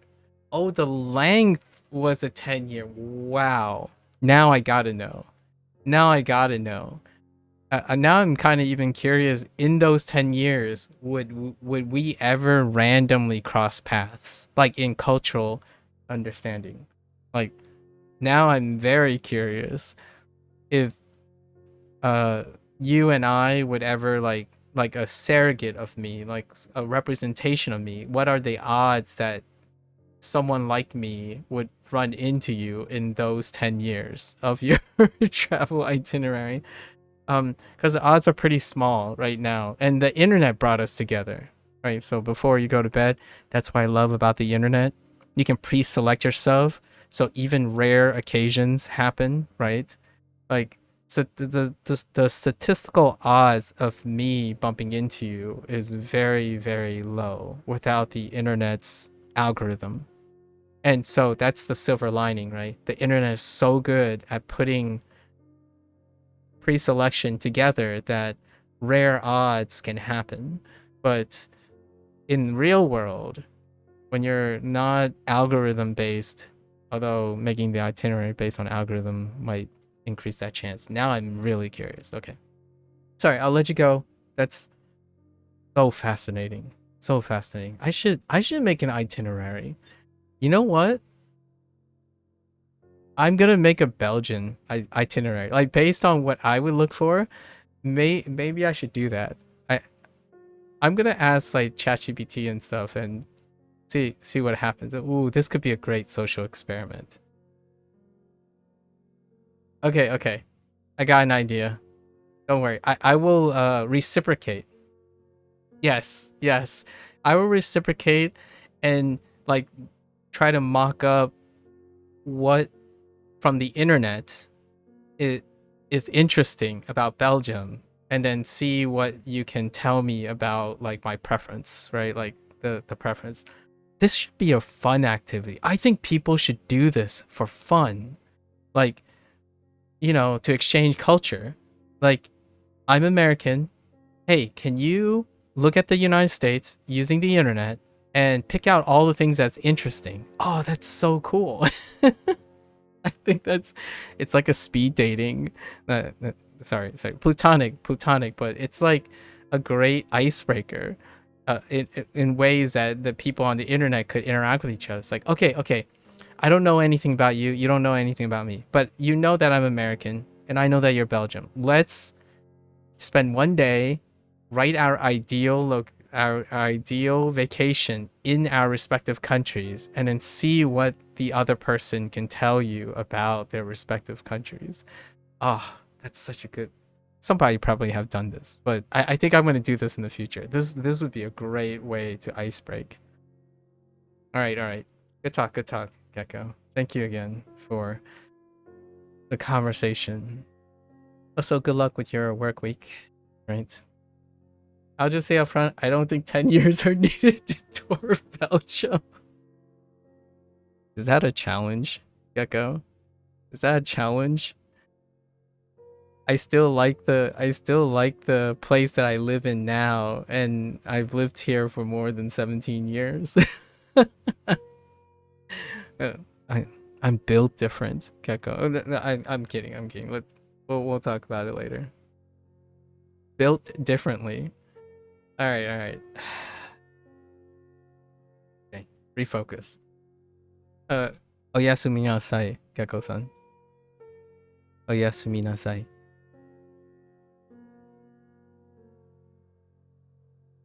Hey, you've been in Belgium for over 30 years, and there are many things you haven't seen. Enough said. Absolutely. I would totally spend more. There's got to be more than 10 years worth of stuff to tour in Belgium.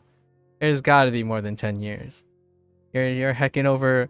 You've already spent over 30 years. Yeah, have a good one. Have a good one, Gecko.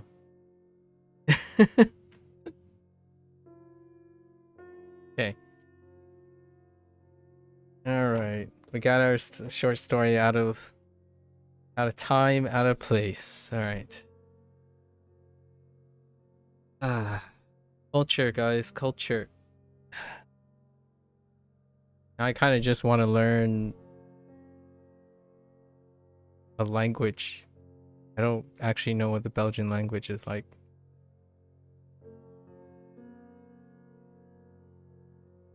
All right.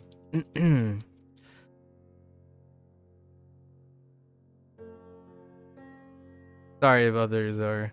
If you're gonna watch this later, um, sorry if this is uninteresting, but let's imagine, let's change out like Belgium and the United States for Japanese, and I hope that when people learn the Japanese language and then whatever native language they're using to learn Japanese, I think doing this like social experiment and talking about these things and comparing and contrasting, personally, it aids in being motivated and being interested in learning the language too, in my opinion. So definitely geek out, create sentimentalism attached to your target language. As Gecko has disclosed, me and Gecko are learning Japanese, so we are quite interested and invested in Japanese. And it would be also really fun to have two foreigners discuss about their perceptions of Japanese through learning Japan through the learning and interactions of the Japanese language, right? Kind of highlighting the silver lining about learning a different language and talking with language learners alike. Not necessarily just native people, right? There are different perspectives out there. Oops.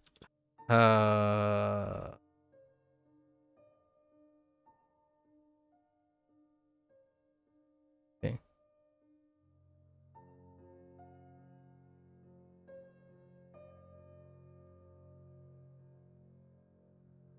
Oops.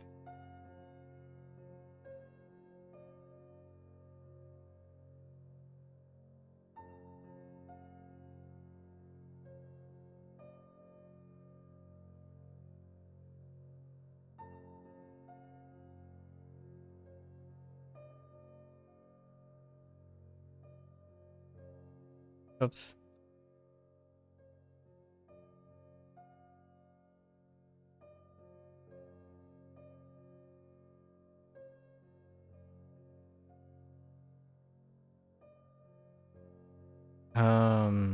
Life? What's the life mnemonic? Oh. I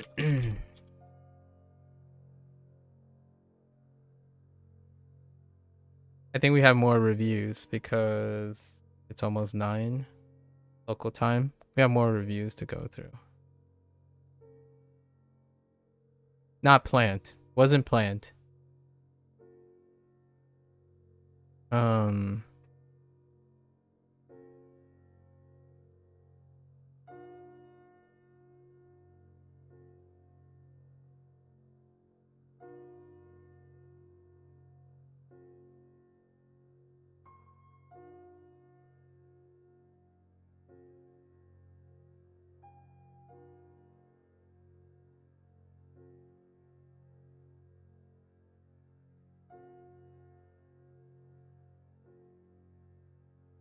I'm looking forward to planning my hypothetical vacation in Belgium.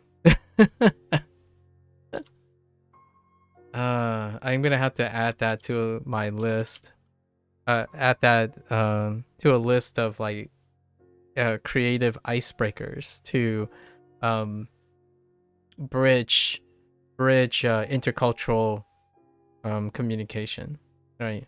Like as a fun activity. So whenever maybe there are two people who like want a long distance, or two friends from a different country, that kind of thing, that's such a fun activity. I don't know if there's some sort of like a automated or like an app designed to do that, or maybe some sort of service, or like some influencer out there that encourages these things to like do as activities between different cultures. But that sounds like such a fun activity. You get to learn about the person's choice in the framework of the other person's culture. So it's so appropriate. Like it's very useful. It can be very pragmatic. You ask another person who's from a different culture to choose what's interesting in your culture through the idea of visiting the vacation. Then you kind of get an idea like, oh, now it's all framed like this, and then you can interact with that, and then the other person does the same thing. Oh, hello there, Natia. Greetings from Italy. Hello. Hello from the United States. How are you today?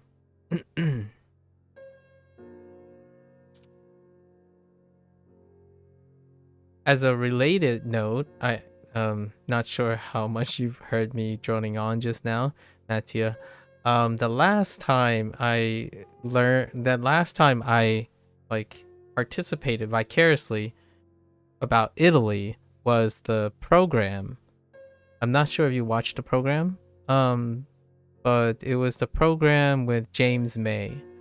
Our man in Italy. I quite like that program to like celebrate a lot of things. I also watched the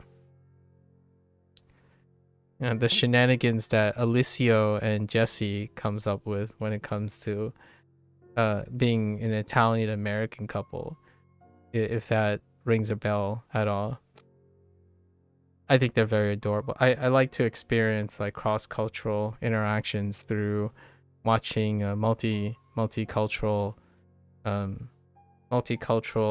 couples interact about when they cultural exchange about each other. So a lot of my stuff comes from that type of media when it comes to Italian culture.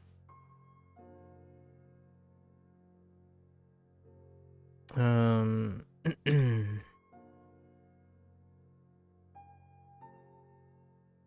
you interested in Japanese, Antia? Did I ask this before? Your username sorta reminds me of it, but I don't recognize the two put together. Someone similar.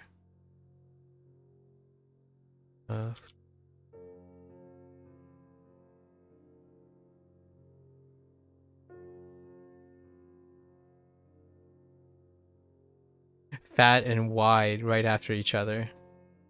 Nice.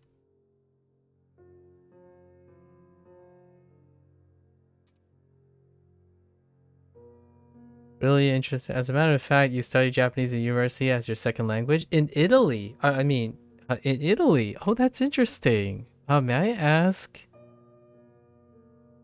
is that like a trending thing? Like, is that a new development, or has there been like some sort of Japanese long history of Japanese interest in Italy? I do not hear this very often. So like on a like an educational, like on a university level kind of thing where someone would pursue Japanese in Italy. That is quite news to me at the moment. Fascinating. And third language? I imagine you also speak Italian or something. You silly goose. You're already trilingual.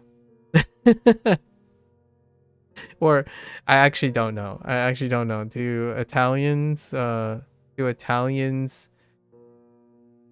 study Italian as well? Like, I know this sounds like a crazy question. I come from a background where the second language might be hard to determine which one is the second language. But I imagine you know Italian and English already, and then now Japanese is your third language. You speak Italian, English, French and Spanish, so your fifth language. But when you say as your second language, does it mean your second learned language? Like outside of the use case, or as in like you didn't study technically Italian, English, and French? That's just like a exception, or like the Romance languages are like, oh yeah, you learn them by default. Oh, in university. Okay. What was your first in university?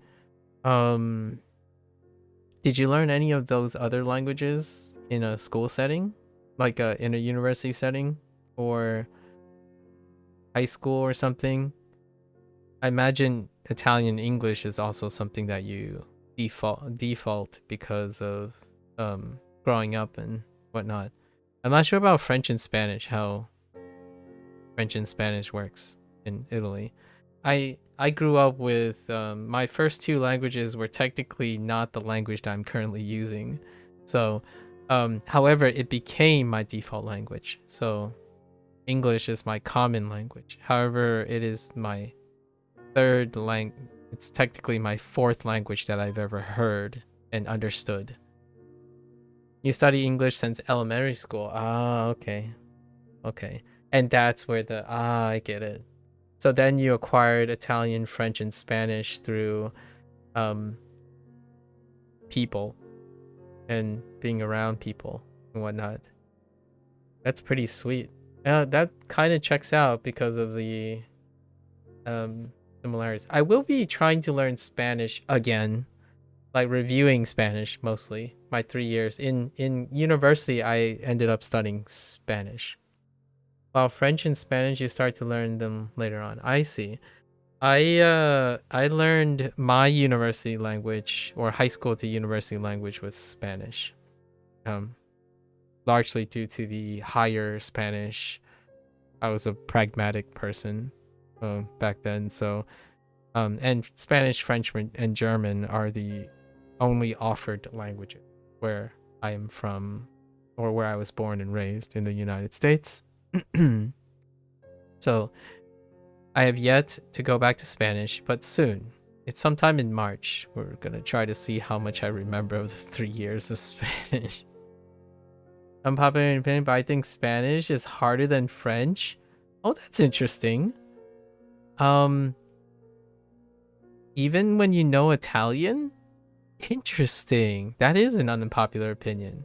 But I would love to hear you out when you point things out in the future. Like, I'm going to I'm gonna try to review and learn Spanish again, so you can most definitely point things out in French. There are a couple people who know French already that will be looking forward to making commentary from like a French perspective or like a Spanish perspective on comparing.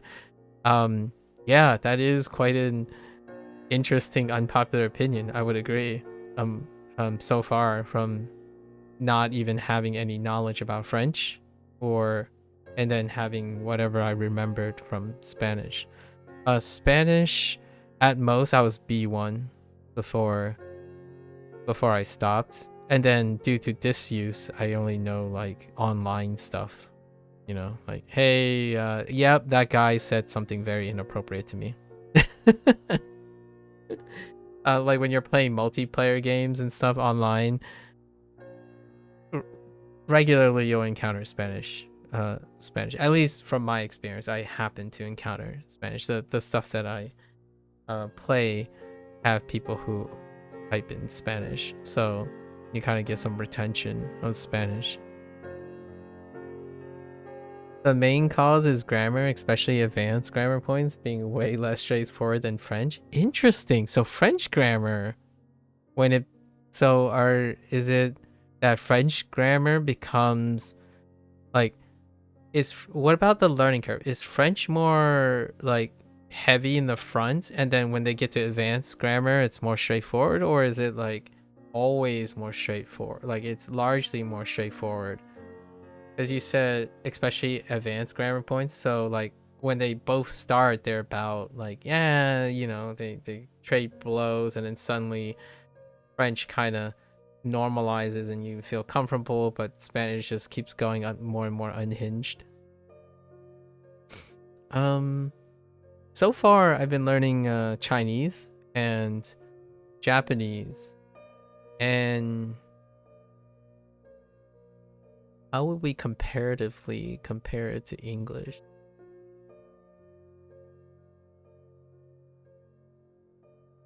I really like Japanese grammar. It's very elegant, and elegant in a like straightforward manner. Like what I mean is,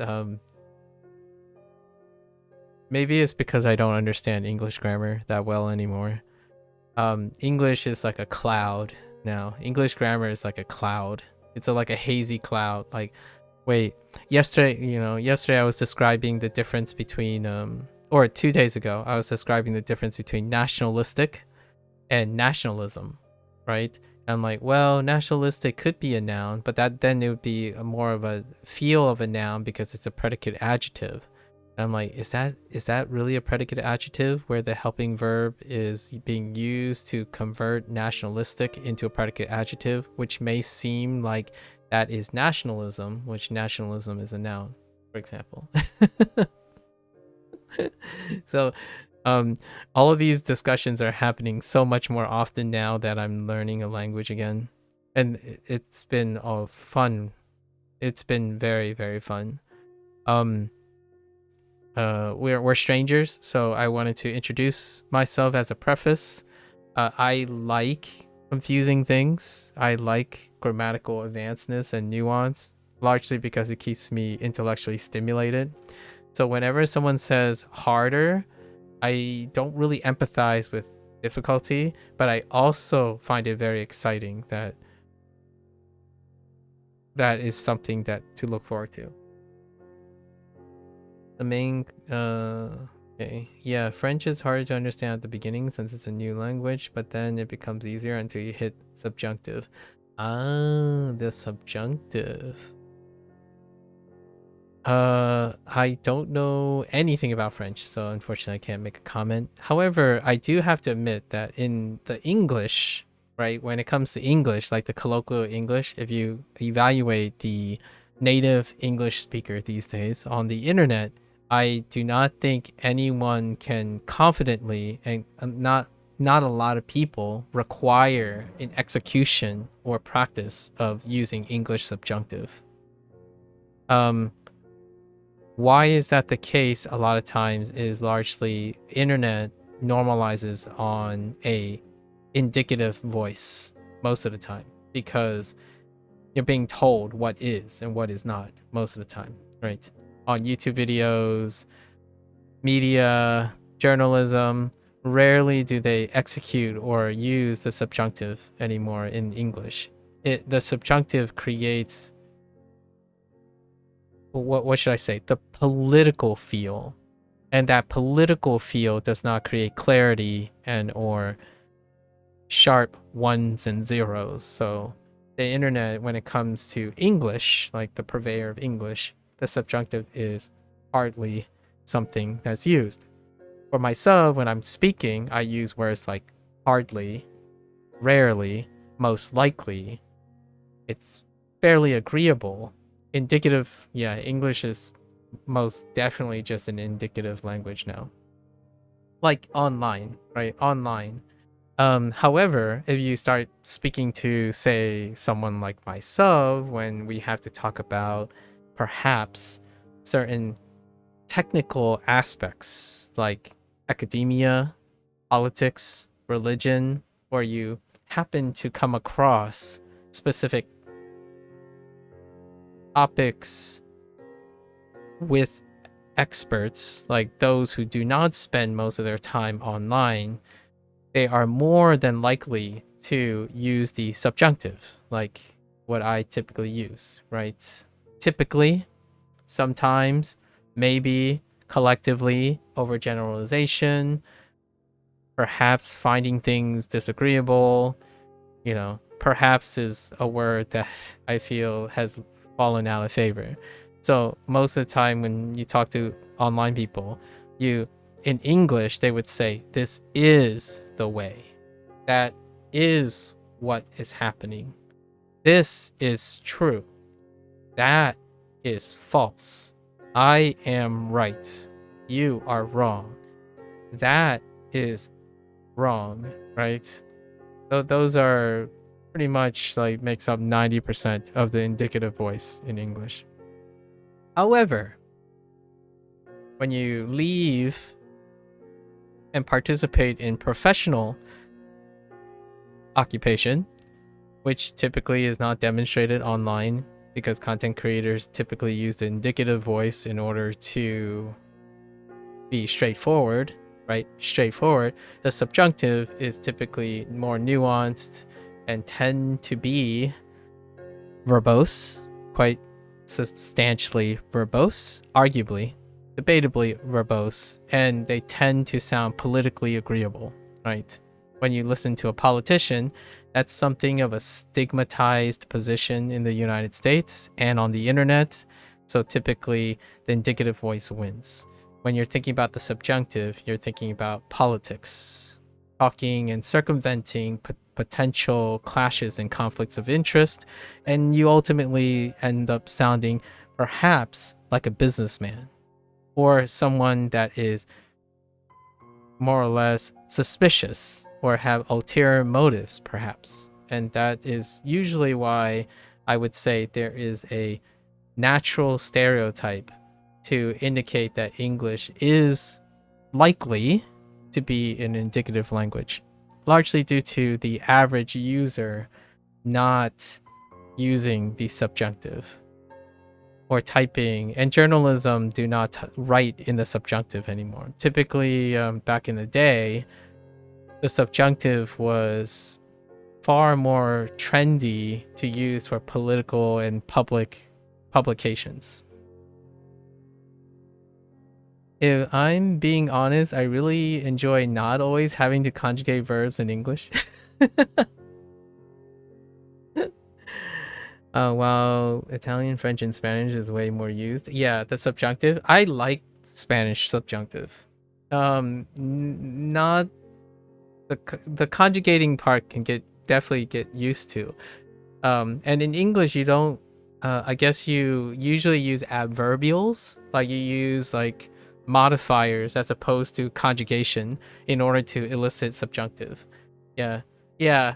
Yeah, exactly. I was just about to say that's probably it's probably what that's referring to. Yeah, you add words, like you add an air of ambiguity by using words like flavor words as opposed to having to remember how to conjugate to imply the subjunctive, right?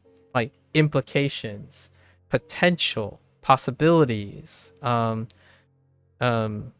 perhaps. That indicates the subjunctive writing, the subjunctive voice. Then having to say, how do I make this verb? It looks like this verb, but how do I change this verb so that it's not a it's the same verb, but now it's in the subjunctive. You change the word in English.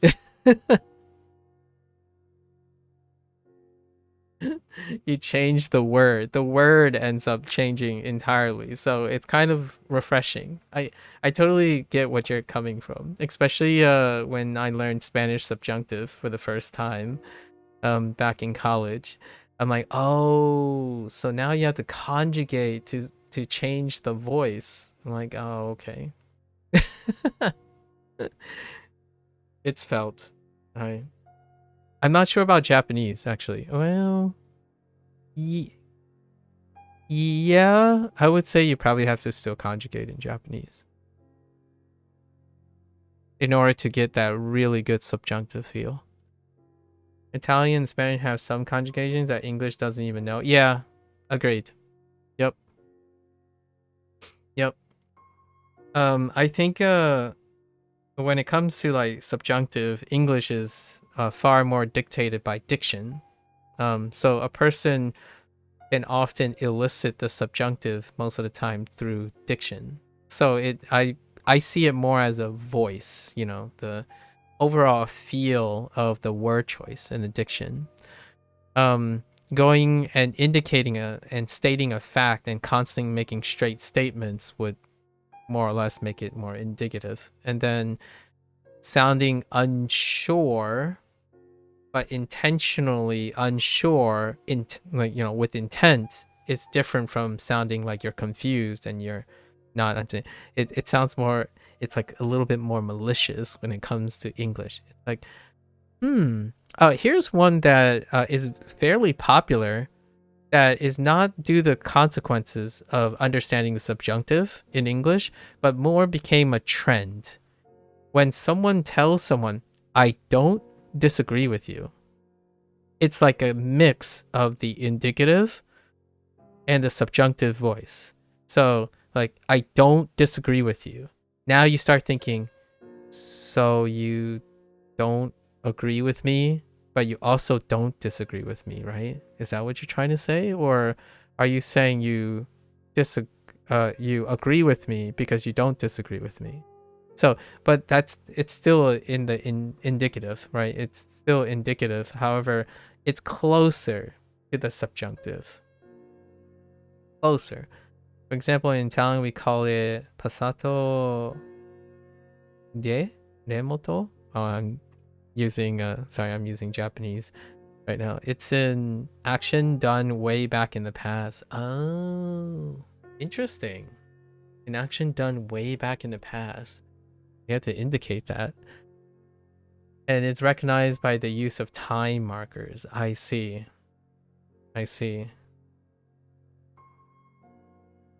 I'm trying to think if there's any facsimile or analogous, like, jerry-rigging of English to, like, capture the feeling of that. A time marker. Back in my day, I'm just kidding. I'm kidding. Sorry, I have this, like, propensity to say, back in my day, I'm not that old, but I'm fairly old compared to the average person I meet. So I'm at least one generation older than the average stranger that I meet online. Back in my day. But the strange part is that in English, we identify it with past simple. Yes, I agree. Agreed. And then you require an adverbial or a modifying participle. Right? You require a modifying participle phrase. that indicates the long past. Right. Different mechanism, right? Different mechanism. For example, to indicate and distinguish between way in the past and now for an action, you use oftentimes it's a prepositional phrase that modifies it. So like way back in the time. Yeah. But again, I'm saying that I agree the literal thing does not exist. However, much like languages, while the literal thing, the technical thing does not exist, there's a facsimile or analogous capture of that. And understanding the mechanics is the distinguishing factor between English and Italian. Would you like to use that, or understand that English requires the use of modifying prepositional phrases to distinguish between pass, extreme pass, and near pass, which I basically just did, right? So, not long ago, I did this. Very substantially long ago, or moderately long ago, I did this. Whoa, so way long ago, I did this. And that's kind of close to the subjunctive, actually. It's something that people don't usually use anymore. But nowadays, it's rarely used for the Italian thing, or for the English thing. Modifier, participle, dude. If you're talking about English, participle phrases, like complex sentences do not exist. Oh, no, I'm being hyperbolic. Oftentimes, we prefer using something like "I've done something." Yes. Oh, I see what you mean. That sounds like very in line with the internet. It definitely sounds like it's in line with the internet because of the generalities. Like you can generalize that so that it requires less effort, right? Not reducing the complications of the language. Like for example, my parents, they don't study English. They don't study English. They're largely like they don't use English or speak English, but not only do they not conjugate things because my parents are Chinese. There isn't conjugation in Chinese. There's no like very strong analogy or literal mechanic of conjugation in Chinese. So when they learn various English phrases, they remember the key words, but they drop modifiers and helping verbs and whatnot. So like, we late. So it's even less than conjugating. We are late is an analogous form of English conjugation because are is creating a different speech of late, right? So it's affecting the properties of lake. But since in Chinese, you don't do that most of the time, 80 to 90% of the time, you don't do that. You use, and then Chinese use time modifiers. Yes, exactly. Which is funny because it comes full circle. Why do I think about this? Because in English, when you're doing that thing that doesn't exist in like the Italian thing that you're saying, that is in Italian but not in English. In English, you have to do the same thing as Chinese, where you have to distinguish and indicate. You use a time modifier in the form of, in terms of English, a prepositional phrase, and then in Chinese it's a indicator. Like you use a word like 现在昨天 明天, that type of thing, and you indicate it usually preferably in the front, largely because conjugation, the words that follow do not indicate any of that stuff yet. When you read a book, you continue to read a book. And if you read it yesterday, you still read it yesterday. If you're going to read it, you still read it tomorrow.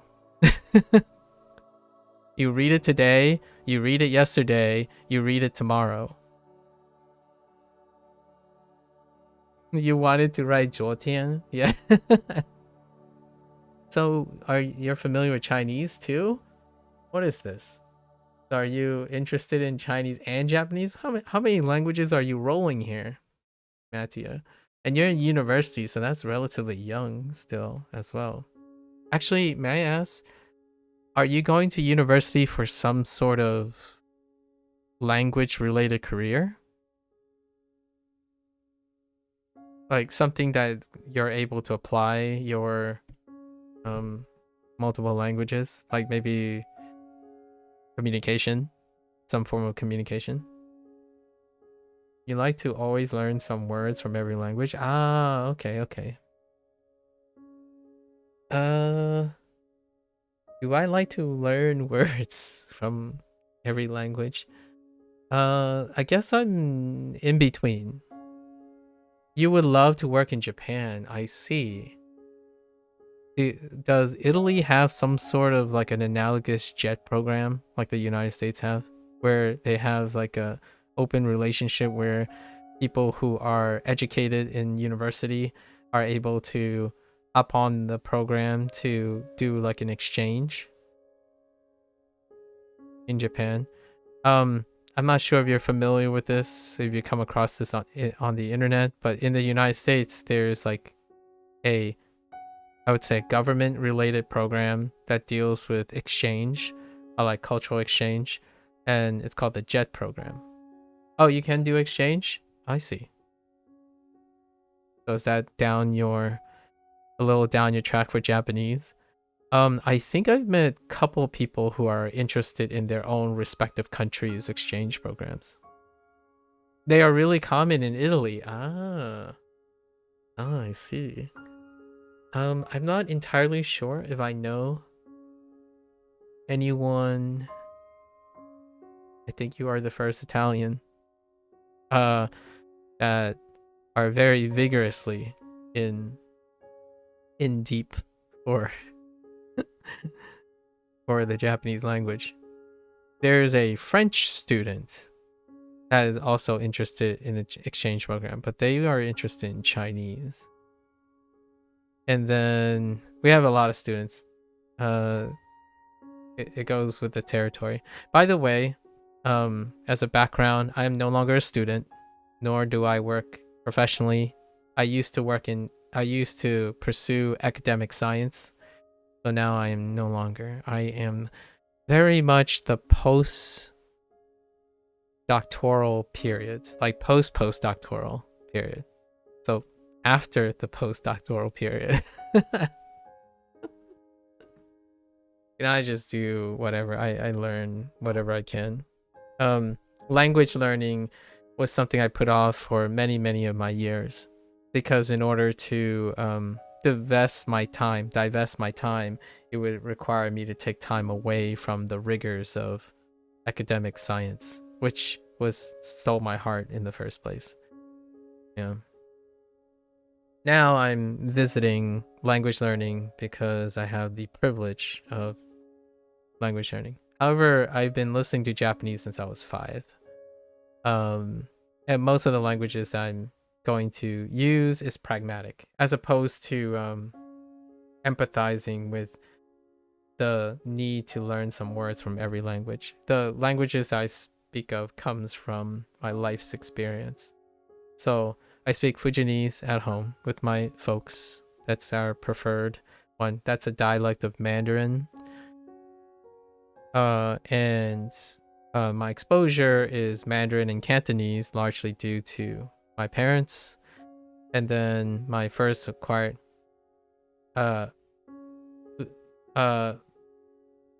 yes, you could say Fujianese, but Fujianese might be a little bit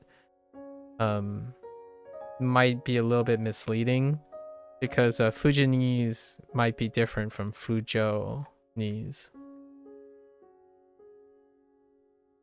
I'm illiterate.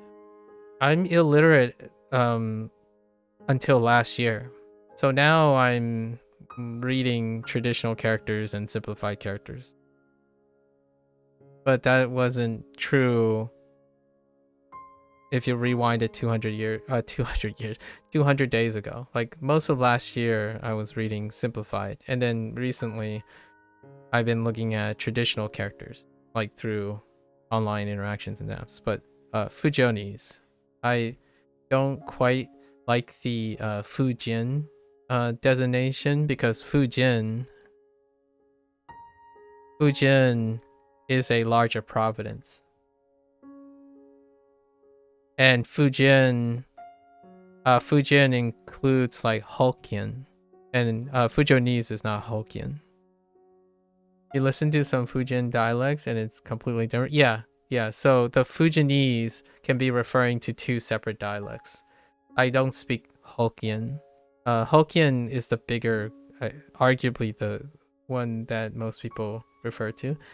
Hujiu wa inei Puntungwa dan Puntungwa wa ya mai mian ko Fujin mai he's not mian, right? Fuzhou is the one.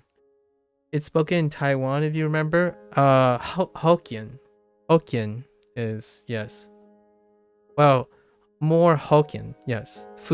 One of the Fujian dialects is in Taiwan. Fujonese is not in Taiwan.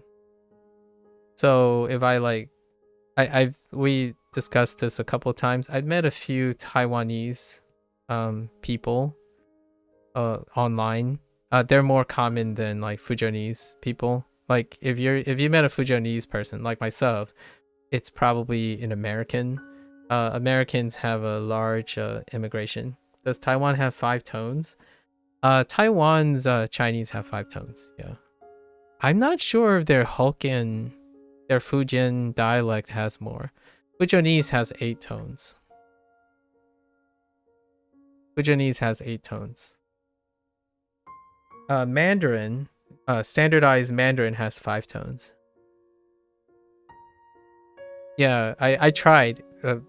This is not from not trying. Every Taiwanese person I met, I'm like, 我说 like 我可以说中文，一点中文，但是你会听福州话吗？ Right?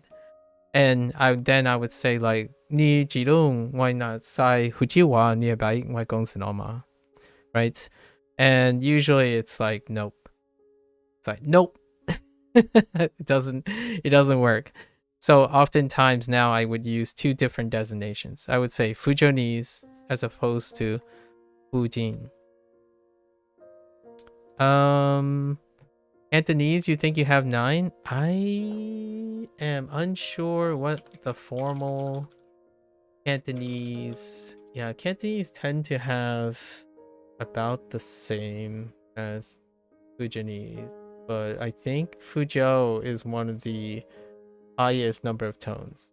It's 6. Yeah, Cantonese has 6. Hokkien, Min, and Fujonese have the most tones.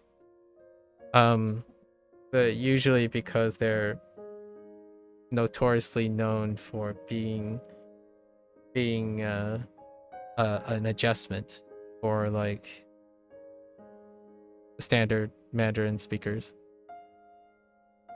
Yeah.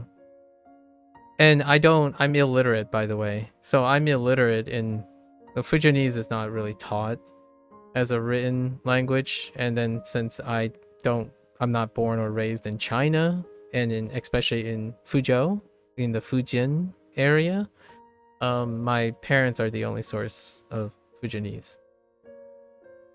So it's entirely spoken. And I did find 1 or 2 little classes here and there that talked about Fujonese and possibly teach Fujonese in a way, but typically due to like maybe nationalism and stuff, that's also not a thing, right? Typically it's the standard Mandarin in mainland China. You might have accents, northern and southern, Chinese accents. But... Well, I won't have any problems learning Chinese. Writing is a whole different story. That's not a process. It's a process that's not involved in speaking. So currently I'm learning both Japanese and Chinese at the same time. Mandarin writing is a different perspective. There's no overlapping between writing and not being able to write. So most of the time when I'm learning Mandarin, I'm learning how to read the characters. Unfortunately, Fujonese, because of tone and unintelligibility, there are no overlap. There are not sufficient overlaps between Mandarin and Fujonese in order to help with that. So I write both Japanese and Chinese. You know, most of the time when I'm practicing, I manually write. Because it's one of my things that I like to do. That takes up most of the substantial amount of my time when I'm practicing. However, in terms of like Mandarin, Fujonese will not help. Will generally not help with Mandarin. Grammar though might be okay. Grammar is the same. Although English is not that far off from Mandarin grammar, so. That was one thing that I noticed that was welcome, I guess. Due to Fujonese, I know Mandarin foundational grammar, so I didn't have to review or learn Mandarin grammar for writing purposes in the beginning stages. Yeah. So how long have you been working on Japanese? In university, like what are you doing right now for Japanese in university? Do you write in university? I don't even know. I don't even know what universities do now when it comes to foreign languages.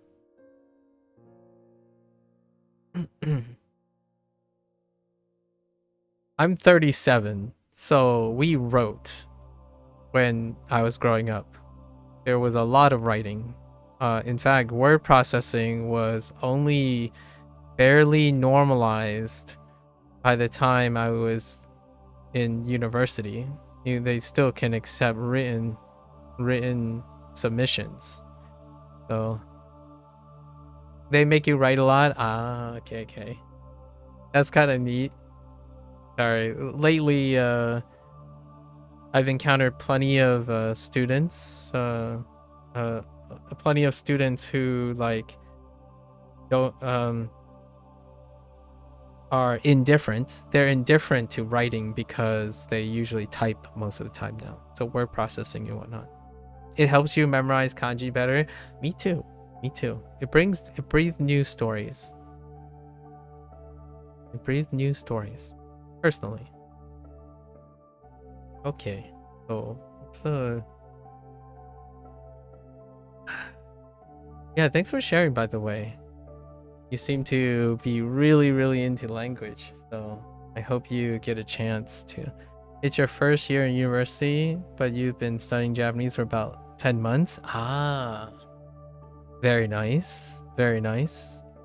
Do you have opportunities at your university to use the Japanese? 6 months by yourself and 4 in university. Okay. Do you get the opportunity to use your Japanese? I imagine there might be enthusiastic classmates. You started late going to university since you're 21? Okay. No time like the present.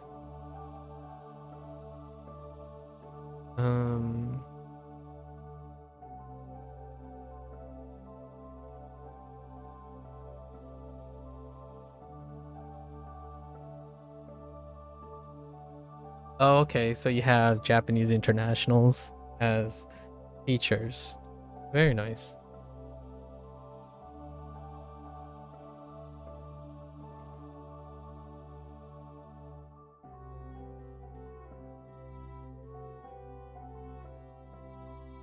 What was the mnemonic they used for this?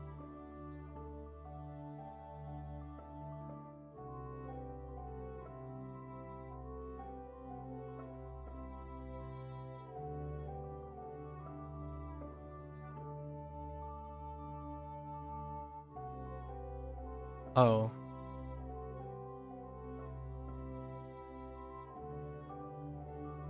I should try to learn some Italian. Possibly. Possibly. After Spanish, though. So, you're gonna have to give me like 3 or 4 years.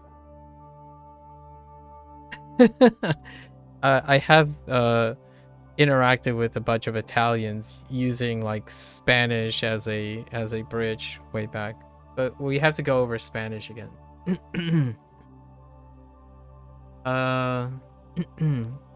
Spanish starts in March,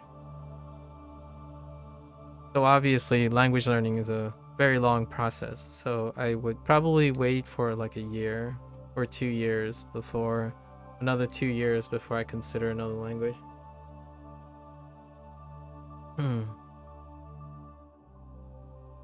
Do it for the alliance between Donald J. Trump and Melanie. I don't know if that is a meme or I'm not sure where that's going. Okay. Wait, is Melanie Italian? I don't know where this is.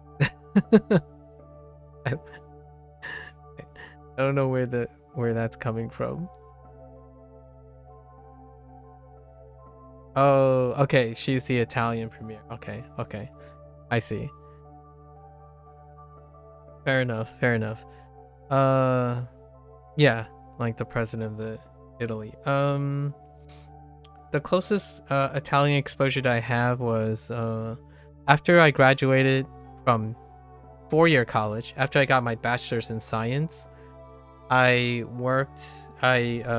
participated in a post-bac program, so I did research. Right, I did research, and my postdoc, the person who was more or less my supervisor and my boss, she was Italian. That was probably the most exposure I had interacting with an Italian international. And all I got from that is ciao. Ciao. We spoke English in the lab, so I worked with her for 2 years. I worked for her with 2 years. Then I went to graduate school for my PhD. So she made a beautiful, wonderful tiramisu. Let's just say. Yeah, because we have to say hi and bye eventually, right? Due to the workday. Very, very proud, very proud and impressionable Italian woman. Our coworker was French. Went by Christophe. So it was a French Italian. We shared like a workspace. So the other mentor to the other like my colleague who worked under them was French. So we had a French Italian dynamic going on. Right, it was quite lovely. Then eventually my lab was Singaporean, Indian, and multi-generational American. You would love to go to France? You've never been there? I would totally take opportunities to travel if the opportunity presents itself. The only time I have been outside the hemisphere, the North American continent, was when I traveled to New Zealand to study abroad. So when I was in university, I studied abroad in New Zealand for a semester, which New Zealand is British English, so more or less Americanized. It was a nice place. Sunburns for everyone. Sunburns. I was like six shades darker when I returned.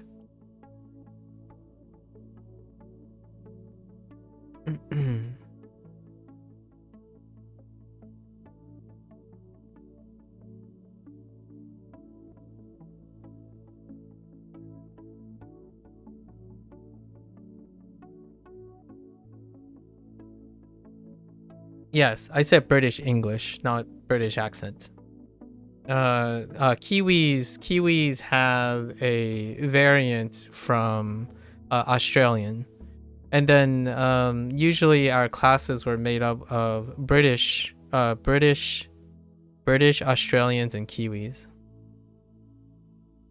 They live in their own world. Wait, are you talking about British or are you talking about Kiwis here? They don't really, because in the classroom it's a mix between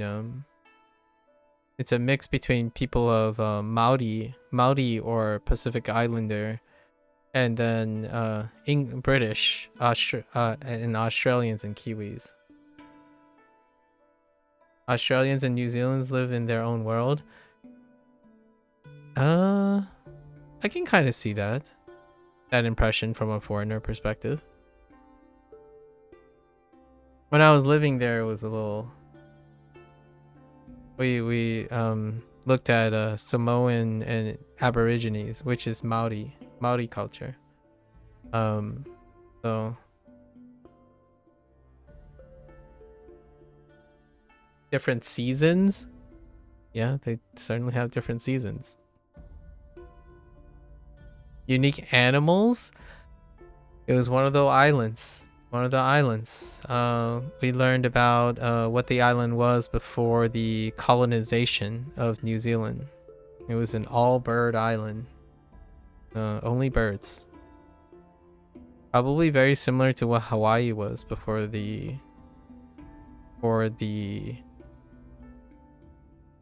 immigration of people.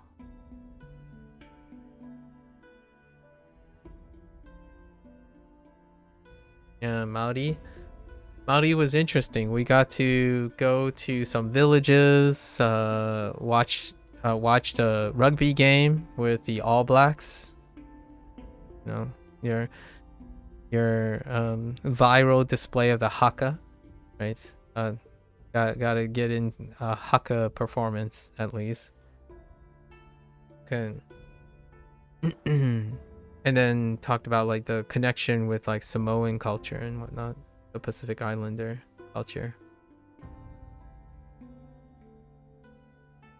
The Lord of the Rings was set in New Zealand. It certainly was. No shortage. My classmates and I visited Lord of the Rings, locations when we were there. By the way, like I have a fish hook around my neck since that day I visited New Zealand, since I left. This is Ponamu, greenstone from New Zealand. I had this ever since. How long has it been now? 16 years? 17. 16, 17 years. Since New Zealand. You can visit there too, you know? New Zealand has a very yeah, there's so many places you can visit. By the way, I mean, you're 21. It's a great time to explore, right? University life, that's wonderful. I'm a bit on the old crickety side a little bit, but who knows? Take a trip here and there. The plane ticket is really expensive. Yeah, my mother recently went to Hong Kong 2 weeks ago, and I was arranging like stuff a month ago for her trip to Hong Kong, and pricey. Last time you check, it was around 1,000 euros going from Italy. Ooh, okay, that's Wow, that's really expensive. Like, dang. I think we were, yeah, we were about 2K, 1200 USDs to get to Hong Kong and back.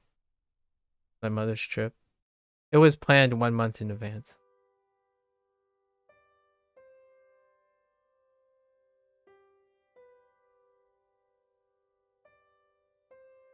All right. Let's finish our review here and then refresh our review. And we have lessons. Okay.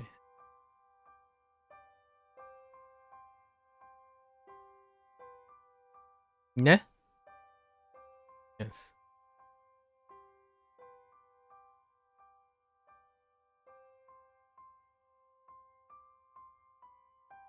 If you reserve it 1 year in advance, it would probably cost 1,200 euros. That's still quite expensive. 1 year in advance. Dang. You weren't kidding. Dang. Yeah, my mother went in like down traffic times. A little before the Chinese New Year. And then a little after the Gregorian New Year. So it was like right in between there and a month in advance. Still got 1,200 USDs. And that you're saying if you reserve 1 year in advance, it's still more expensive than that. That's crazy.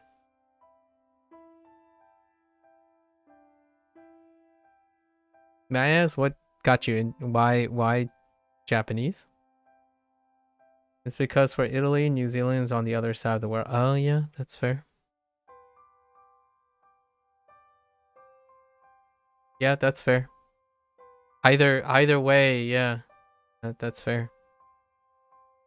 It would take about 18 hours to reach it. How long did it take me? Yeah. Okay. I see. Yeah, so why Japanese? Natia.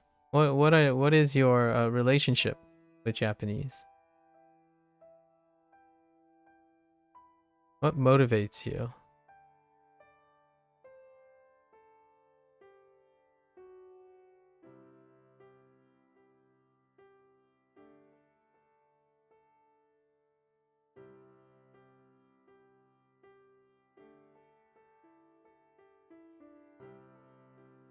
Alright, so we have 3 lessons. Let's do these. Alright. City is city, but this is probably Toshi. Or it could be she, actually. It's just she. You have to add the to with the Toshi. Oh, and it's standing alone, so we own. She. What examples do we have? Shi no jinko. Shi no ne home page. Shi no symbol. Manila City. Jeez. Manila shi no jinko wa dono kurai desu ka?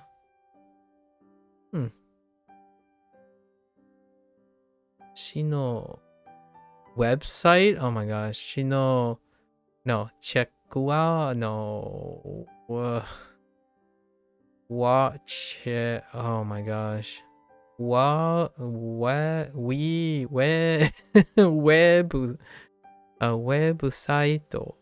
website check out チェックしてください。彦根市のゆるキャラねゆるチャラは what the heck is ゆるチャラ Interesting.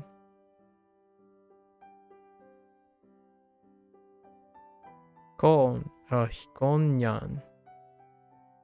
That just sounds like a cat name. Hikonyan desu.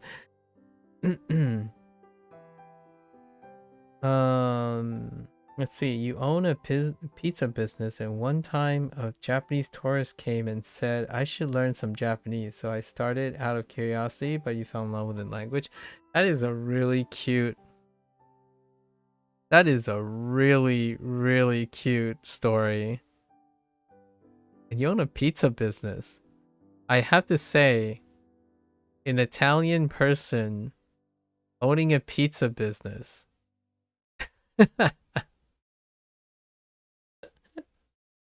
That's such a cute story. So you met a Japanese tourist. Do you bump into Japanese tourists often? I don't know Japanese interest in. It's like asking a foreigner about a foreigner's perspective on foreigners.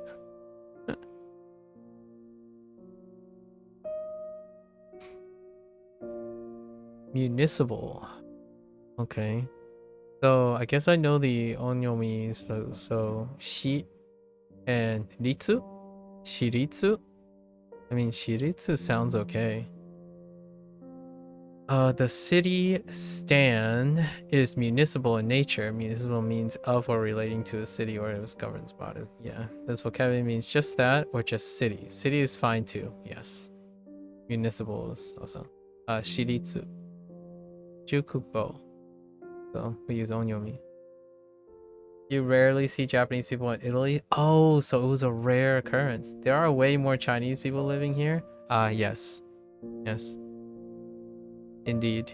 I can believe, I can most certainly imagine that. So that was a very, very rare occurrence. Life is strange, is it not? Kind of cool that you were inspired to learn Japanese.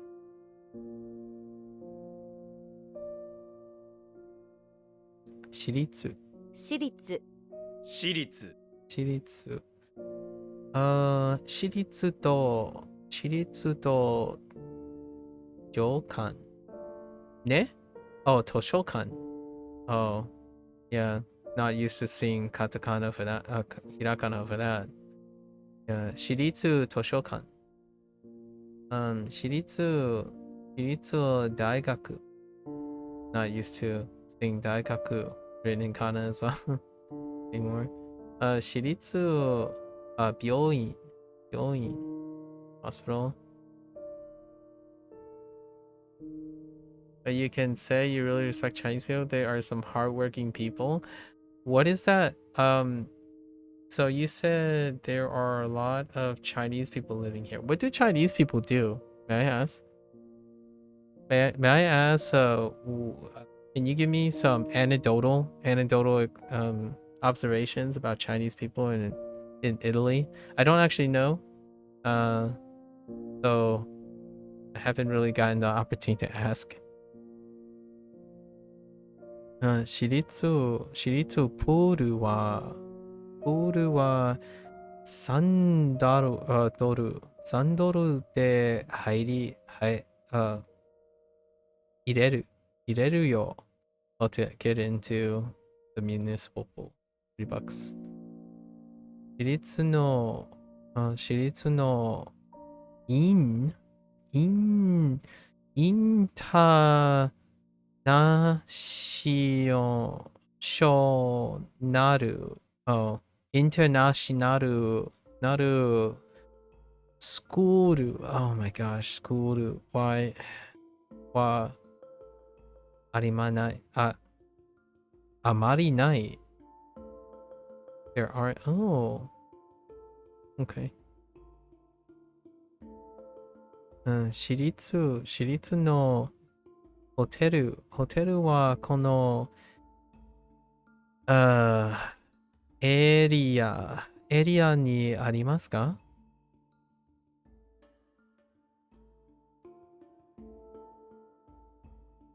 If I have to describe it, it's really strange.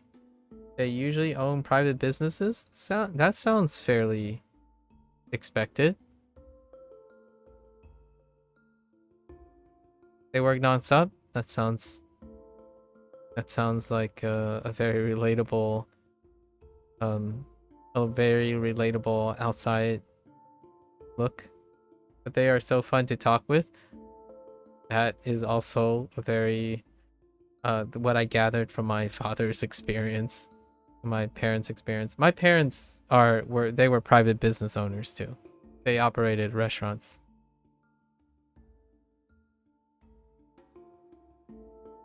They are since retired now though. Seattle. Oh my gosh, Seattle. Seattle.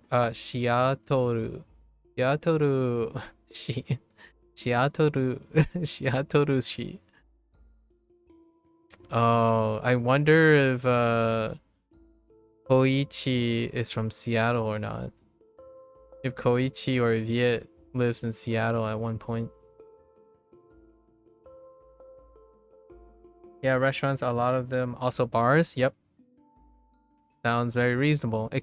Especially if it's Chinese, it would be very pragmatic to open a bar. If it's easy to grab a license and it's very pragmatic for the culture. Alternative would be like I'm thinking from like a diaspora Chinese perspective. Generally the private businesses would be catering to the local population. So you adapt. Like for example, my parents invested a lot in soda and cold drinks, because in the United States the preference is sodas and cold drinks before as opposed to bars. And then some of their items are deliberately enriched for like fried chicken. Lots of fried chicken so that it sells better. The name of the city, Seattle with a she attached to it. Yeah, the city of Seattle. You can do this with any city. Try it out on your hometown. My hometown, I guess. Yeah. So this word Seattle, or more specifically Seattle. Yeah, city of Seattle. Here people prefer investing in food. Well, that is an investment in food.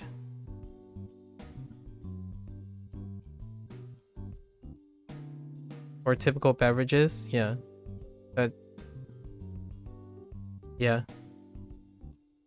That's I don't see a distinction between that unless you're like reconfirming things, but yeah, typically when you operate a food place, you would invest in the food. Seattle. Oh, hey. Oh, both the katakana and the katakana and the hirakana. Pasta, cheese, mozzarella. Yeah, I'm aware of that. Maybe even fruit and vegetables. Those are food. Yeah, those are food items.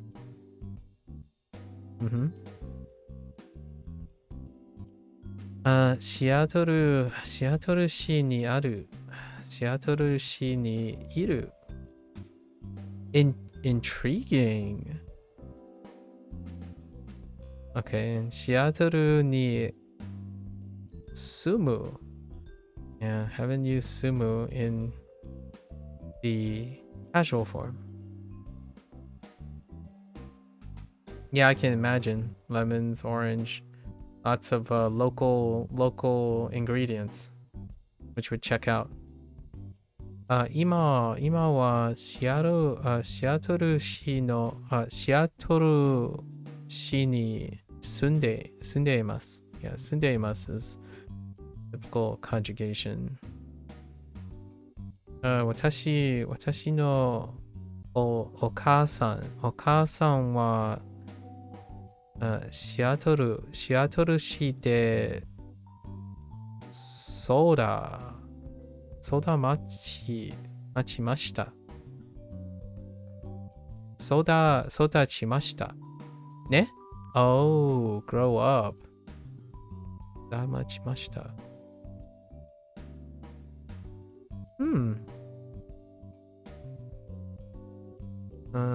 シアトル市には、マリーナズと、oh no, another one. Baseball, oh, not 野球。ベースボールゲームがある。Alright, so city stands on a municipal, but it's still city too. Oh, municipal. And then this is self-explanatory, reads okay.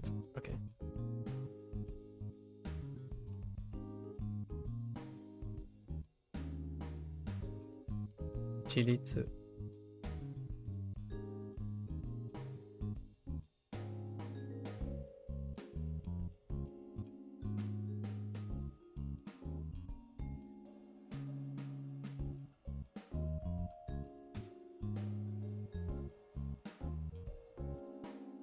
シアトル市。Okay. Alright, let's do these 30 reviews and then we're gonna have to switch to Hanzuhiro soon. Yay, alright. Oops.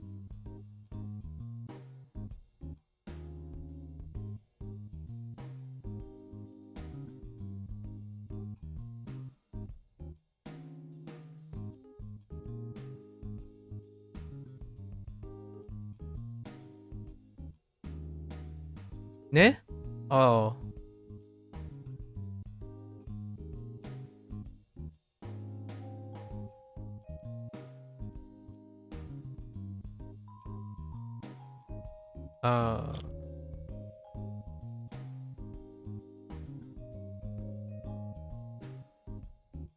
Do you spend most of your time studying Japanese schoolwork, or do you do other things online when you're studying Japanese? How do you interact with your Japanese other than like studying or like learning?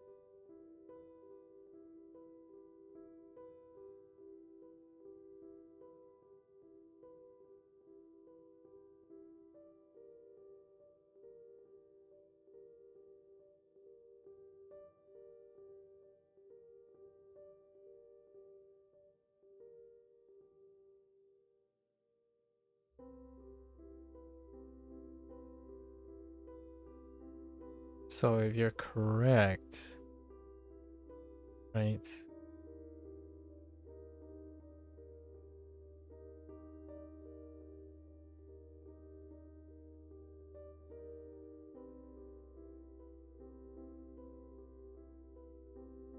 Use textbooks for grammar while you watch anime and sometimes read manga for vocabulary. Oh, okay.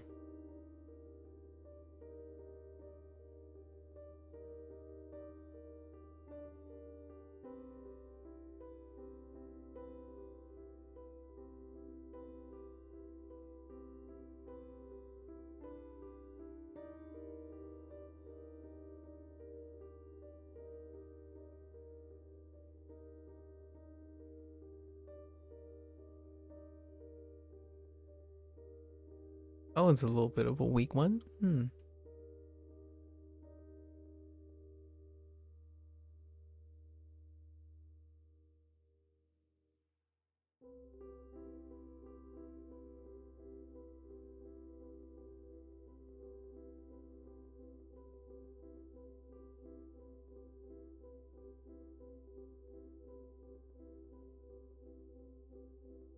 Whoops.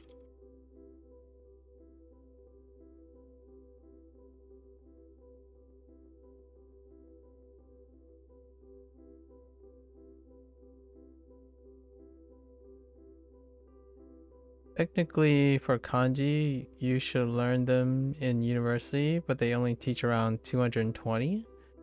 For the first year class, for the first semester, and you already know around 800 and 850. Ah, I see.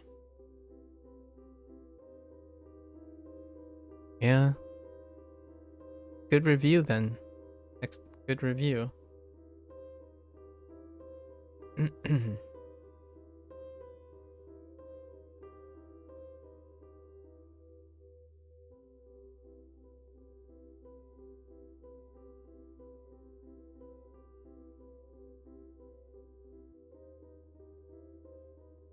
For the first year. Oh.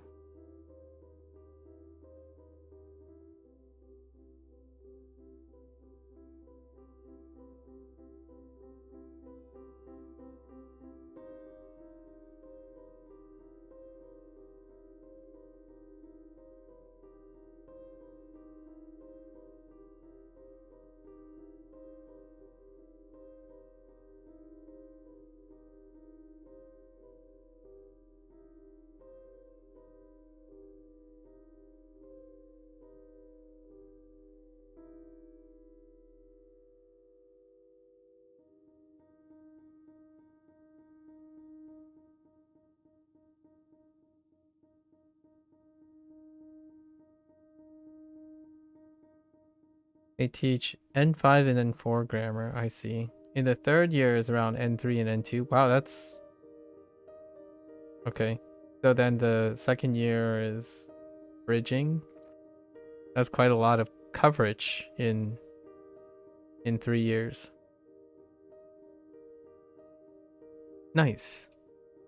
So fully conversational by the third year, huh? Or have the capacity to be conversational by probably the second year. I see.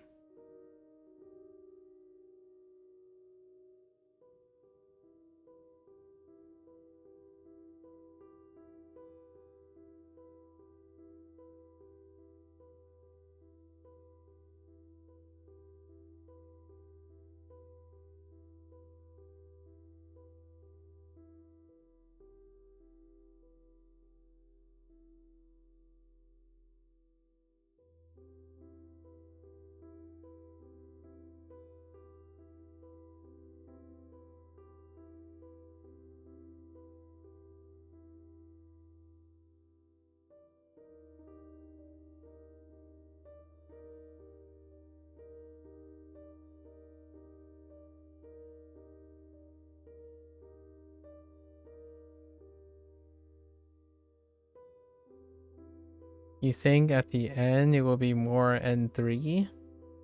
That sounds like a wonderful place to start having conversations and learning through using Japanese to learn Japanese.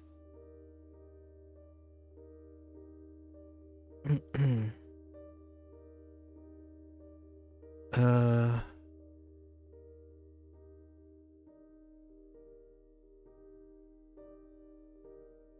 Oops.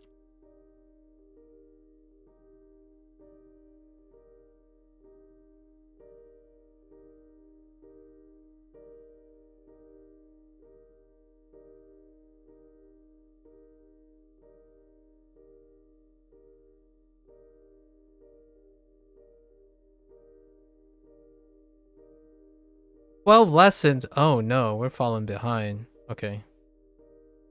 Alright, so we got more lessons. Do these lessons. Okay, Ima. So we got Ima. So what is what okay. What will you drink? What will you drink now? I'll have a Zima Ima. Say Zima Ima 10 times fast. The heck? Doesn't that's a little bit of a stretch. I don't even know what a Zima is. By the way, I wanted to ask you, do you find mnemonics helpful to learn kanji? I use mnemonics for systematically everything. I guess mnemonics can be a very narrow narrow thing depending on how far it is, but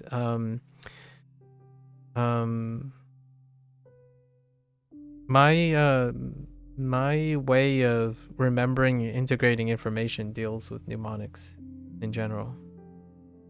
So visual, audio, tactile,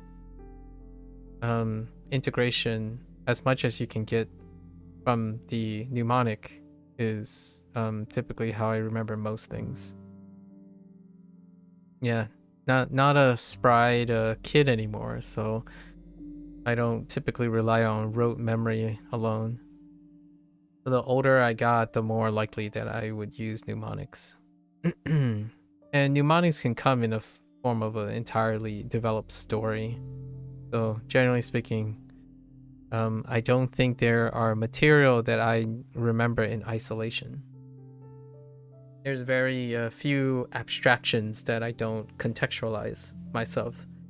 So, to provide a contrast, for example, when it comes to language learning, I didn't approach kanji abstractly. There's no like, if this is now, right? If I didn't know what now is, ima.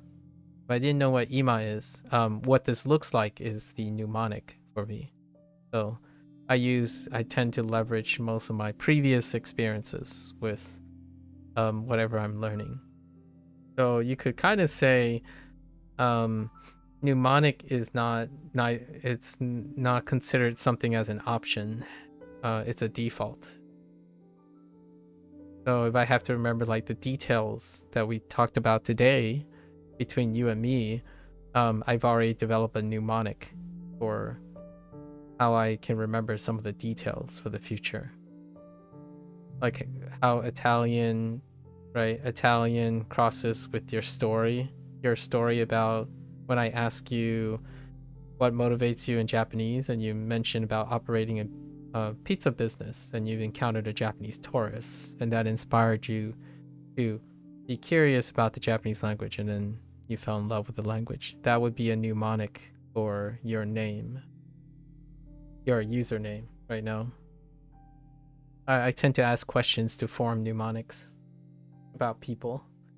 So you can also probably interpret it as a way that I'm a lot more accustomed to using mnemonics. So by default, they are helpful largely because I use them by default as well. Well practiced. What I like about using tools like these things is I want to see how other people form mnemonics. So like if I don't know what Zima is, right? Zima, I really don't know what Zima is. I can form a new mnemonic on top of this person's mnemonic, which is Ko. But there's a single writer. Oh, that's Zima. I didn't realize that was called Zima. Yeah, it's a clear malt alcoholic beverage by the Coors Brewing Company. Of course, it would be Coors Brewing Company. So it's an American.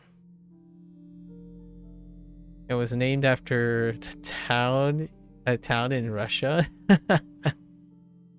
Or maybe not. Might be a coincidence. I don't know. 1993, huh?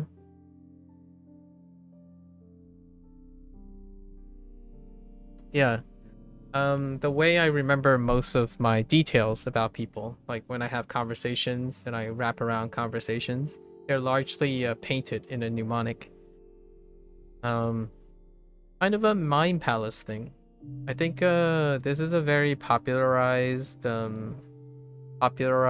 imagery for most people because of the internet. Mind palace, the idea of a mind palace. So most of my memories and stuff overlap with objects and visualization and emotional investment.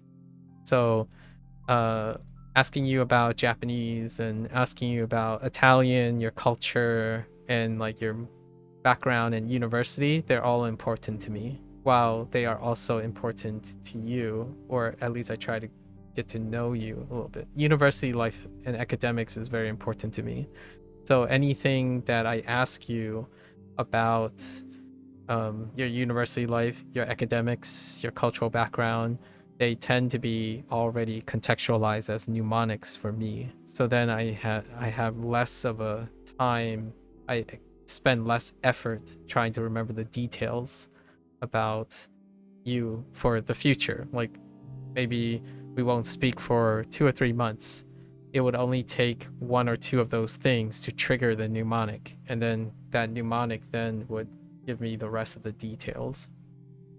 Kind of like how people learn, rediscover how they learn a new language. They learn often through context, right? Everyone keeps saying, learn through context. Well, context itself offers a mnemonic.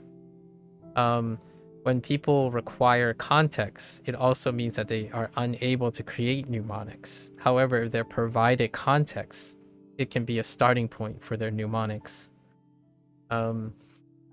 Usually, it stops there for most people. They like to have the context literally provided for them. And for myself, if you give me something in isolation, I will create a mnemonic of my own. It has to become attached to my previous memories in order to be very reliable, right? One way to do that is to use your existing language, which I think most people do not do because they find it interferes. So when I learned ima, I learned that it means now, right? These are the only things that were provided. And then what I do is I decide every time I need to say now, where would I say now? And I would say ima in place of the now. So right now, ima wa, I'm explaining how to use ima when in a mnemonics, right? Ima wa is now. Or I could say nowadays, since I'm learning Chinese as well, I would say 现在. So whenever I say 现在, I'm thinking of ima. But 现在 is composed of 2 different hanzi. But though 现在 is a mnemonic for ima.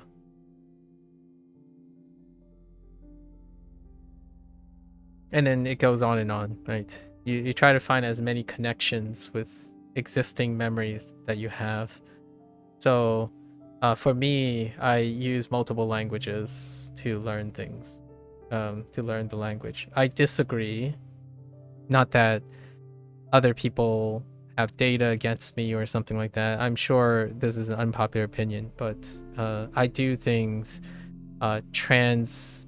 literally all the time. Like what I mean is I do interpretive association between languages all the time to learn languages, as opposed to the more trendier pragmatic approach, which I totally agree, where you immerse and consciously stop relying on your existing language, right? So a lot of times people would say WaniKani doesn't work as good as learning in context or something like that because you're still relying on your native language, which in this case WaniKani uses English. However, growing up, I'm used to learning Fujianese through English and then vice versa.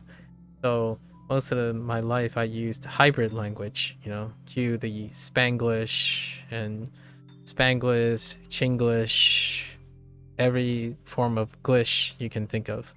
And that's where I'm more practiced. From time to time, though, I've tried different methods to keep myself learning about learning. So I watch anime with or without subtitles. I watch anime with or without English and Japanese subtitles. I watch dubbed anime with Japanese subtitles. I watch English programming with English subtitles.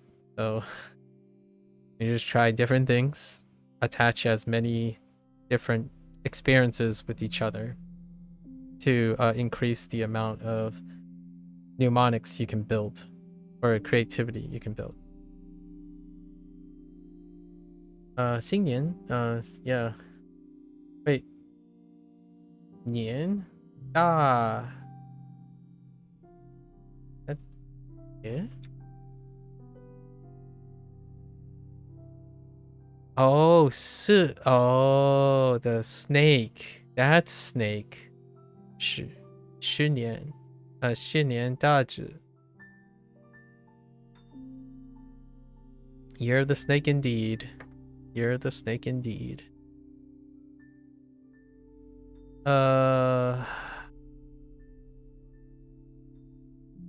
年有饭? Don't think so. I haven't eaten yet. Maybe. I haven't eaten yet. I should, but it's probably not gonna until after midnight. But technically, I'll have a New Year's Eve dinner. It's probably gonna be a mix of zhongzi. My father prepared zhongzi, and then I don't know what else they prepared. I have to go up. I have to go upstairs to find out. I've been talking about a lot of random things today. We've been having. How about you? Did you do anything for Xingnian?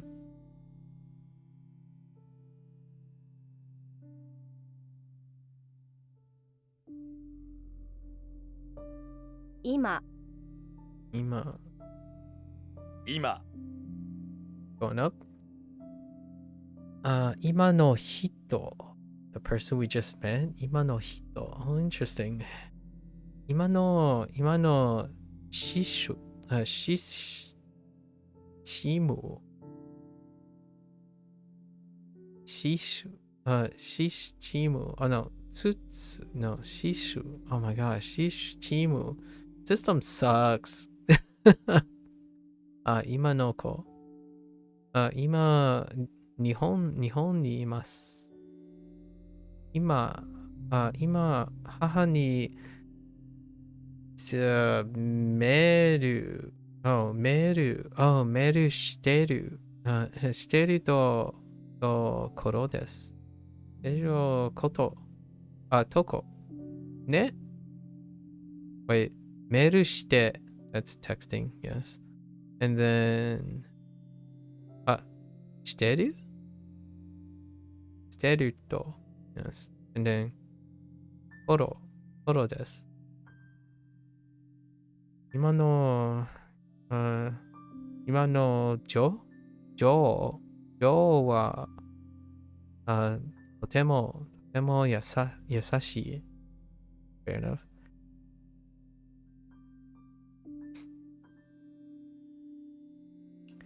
Sounds like you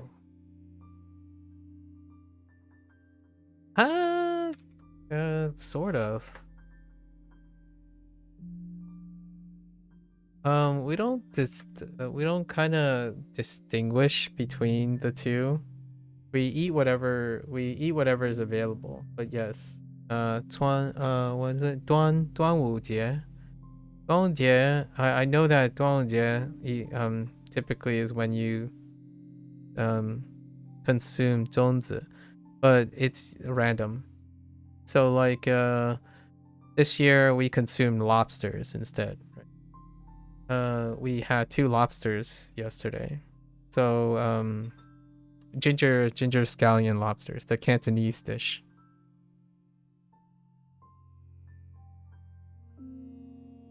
I disagree that 粽子 is for 端午节, but for Chinese, yes.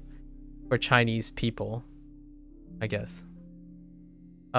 Churn talked about we talked about this too with Churn. That is that's a Chinese thing.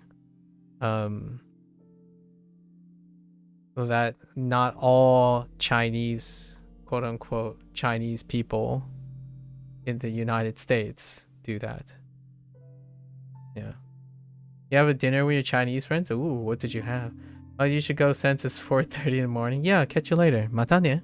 Oyasumi nasai. Matia-san.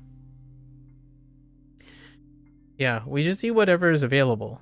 So like at this time, my father didn't do like 口水, 口水鸡, right? 口水鸡, or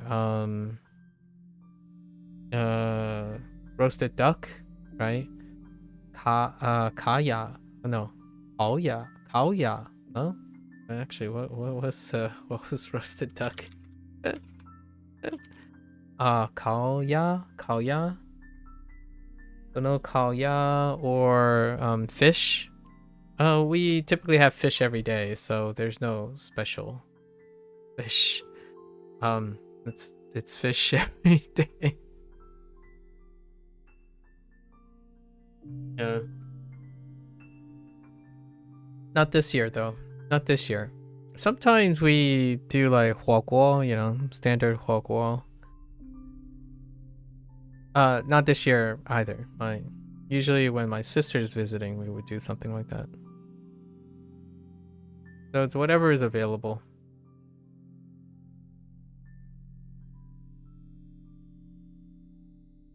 Yeah, don't discriminate. We don't discriminate for very specific things. But lobster was the main thing. Sometimes we consume eggs, hard-boiled eggs. Is jidan.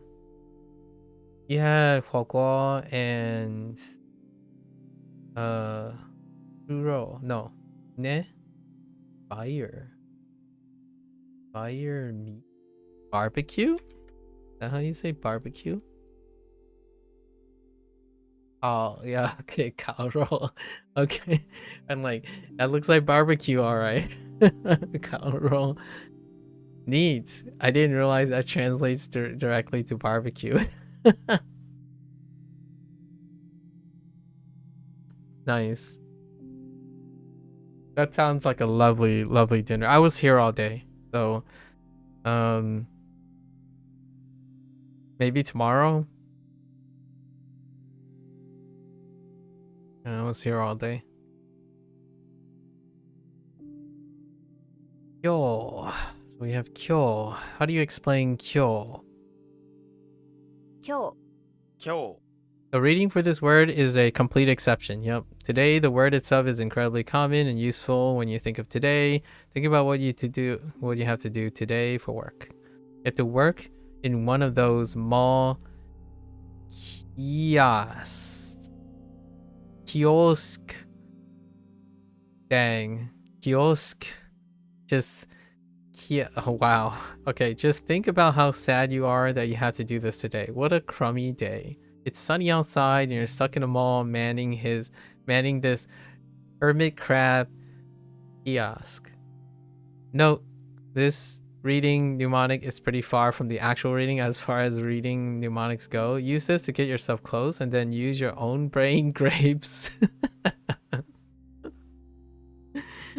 Use your own brain grapes to get to the rest of the way there. This one won't be as easy as most of the others, but do some good old-fashioned memorization. You should be okay. I won't ask you to do this much, fortunately. That's fine. Kyo is kyo. Like yeah. Most of the things are pretty obscure. Like ototoshi, right? Ototoshi, kino, kyo, ashita, right? Ashita and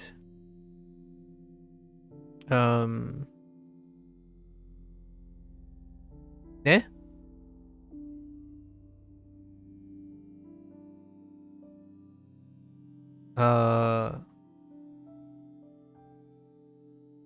Asatte. Okay, so I guess we're just relying on our own brain grapes here. Kiosk is pretty funny though. Kiosk instead of kiosk. Okay. 今日はしない。今日はレッスンがある。今日はjeez。シアトル市にいる。今、hey. Yeah, are you free today? Yeah. Sorry, not 今。今日のテスト。テストはいいスコヤ。Oh, score. スコヤ。スコヤだってよ。だったよ。だったよ。やばい。ね Yabai. Oh, there's a funny clip about Yaba. I just watched a clip from those guys from that YouTube channel about Yaba. Yabai. Oh my gosh. Yabai. 今母の日? Yeah. Probably 母の日. John. Interesting. Okay. Okay. Now we gotta remember kongetsu. What is your mnemonic for kongetsu? Only this month your pet condor gets to sleep in your bed. Oh, okay. I see the condor came back. For kon. And then getsu. Okay. So once a year you make an exception at this month. How cute. Wow. 今月 Kongetsu. 今月 Or kongetsu. I did nothing today. After class, noon, you talk with people in your lab and then watched the festival. Nice. Or replay until dinner. That's cute. Nice. That's really cute. You can do that at your university? I want to go to that university. Just do nothing and chill and watch the festivities.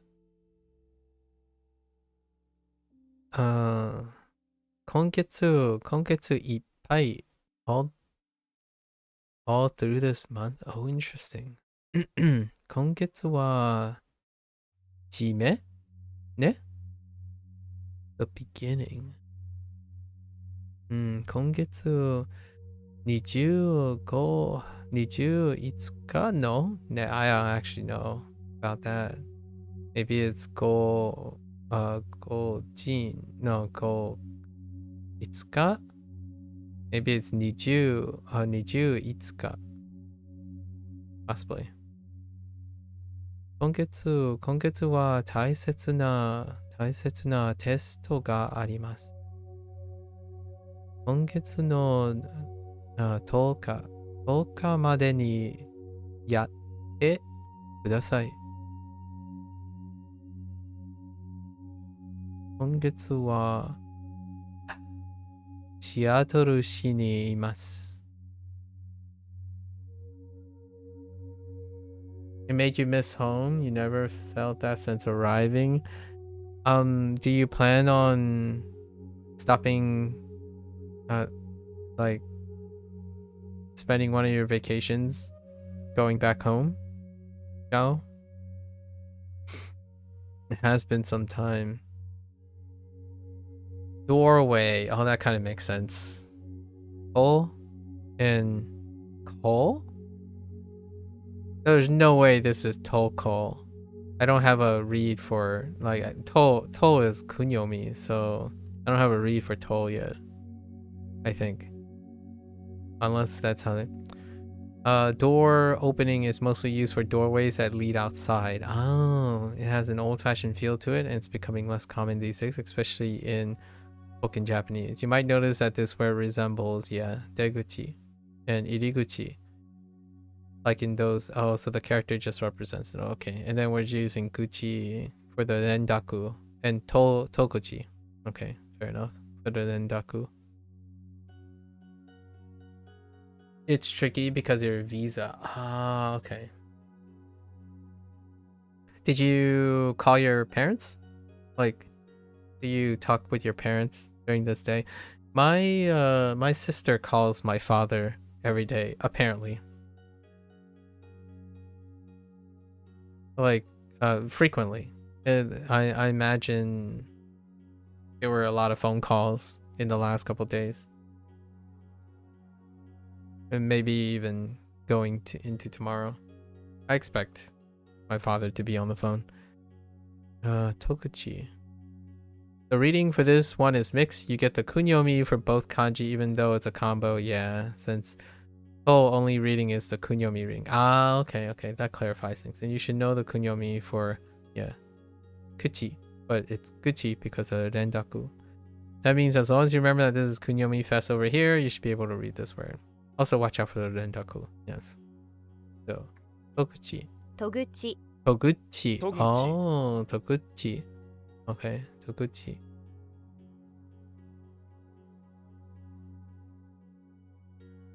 It helped? That's great to know. The one time that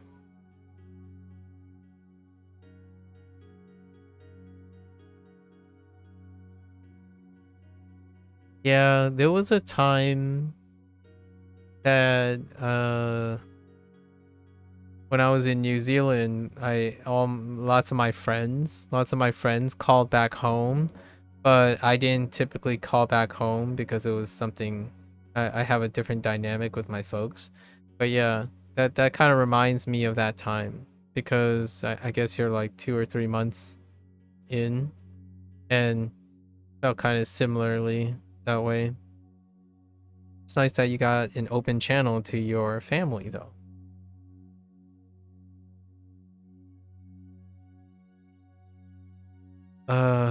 So fur, mo is onyomi, so I guess we're gonna get a kun. It's ke. Okay. Ke. Look down. You're holding something covered in fur. It's a furry kettle. Are you kidding me? It's the weirdest kettle you've ever seen, but presumably it keeps the water hot for much longer. Oh, that's kind of funny. Keeping the water hot with fur. Ke. Ke. Making ke. A kettle. It could have chose anything, like... Actually, what other objects would... A furry... What else could... Is there a furry thing that starts with ke?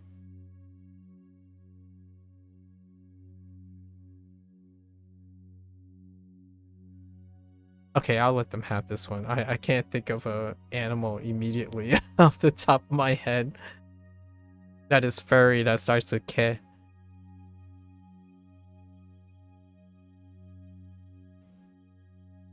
It kind of can get away with it with kangaroo, but that would kind of be weird near rhyme. Ke. Yeah, no. You got me. Here it is. Kami no ke. Ne? Oh, kami. Yeah, kami no ke. What the? Hitsu.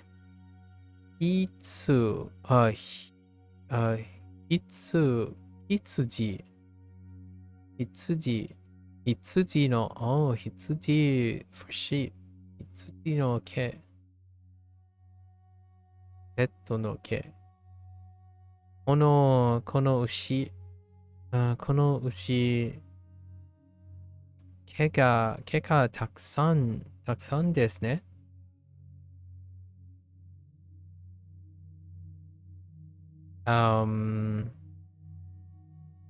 Ay.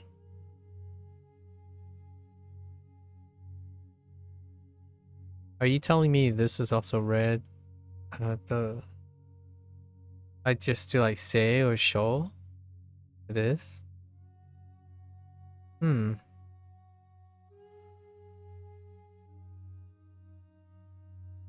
I don't have any other reads. This would imply that it's either say or show, which I don't know which one. Like, say mareta? No, that doesn't. That sounds really terrible.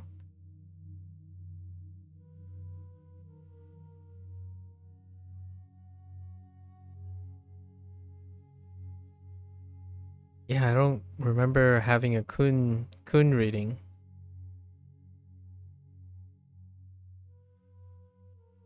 Nope. Don't remember a kun reading for this. Mareta, あれだと、木から毛がありました。犬の毛のせってね、せって白のシャツは綺麗ないんです。Because of the dog fur, yeah. Okay. Alright. So that checks out, right? Koichi special. Okay. Alright.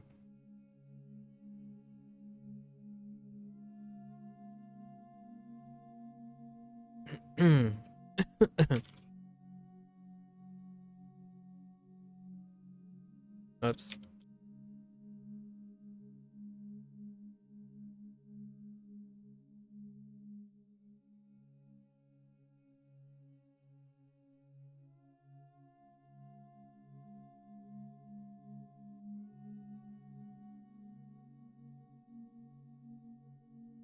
Wait, I just realized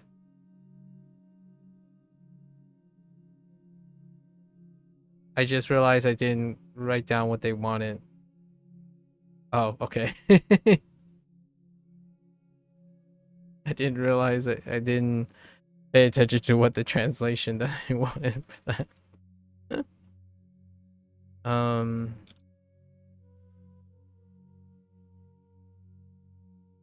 Was this still?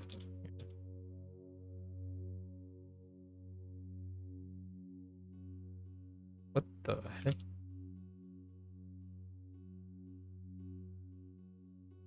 Oh, okay. You're gonna go do something? Take care, Zhao. Thanks for stopping by. Enjoy the rest of your New Year's Day soon.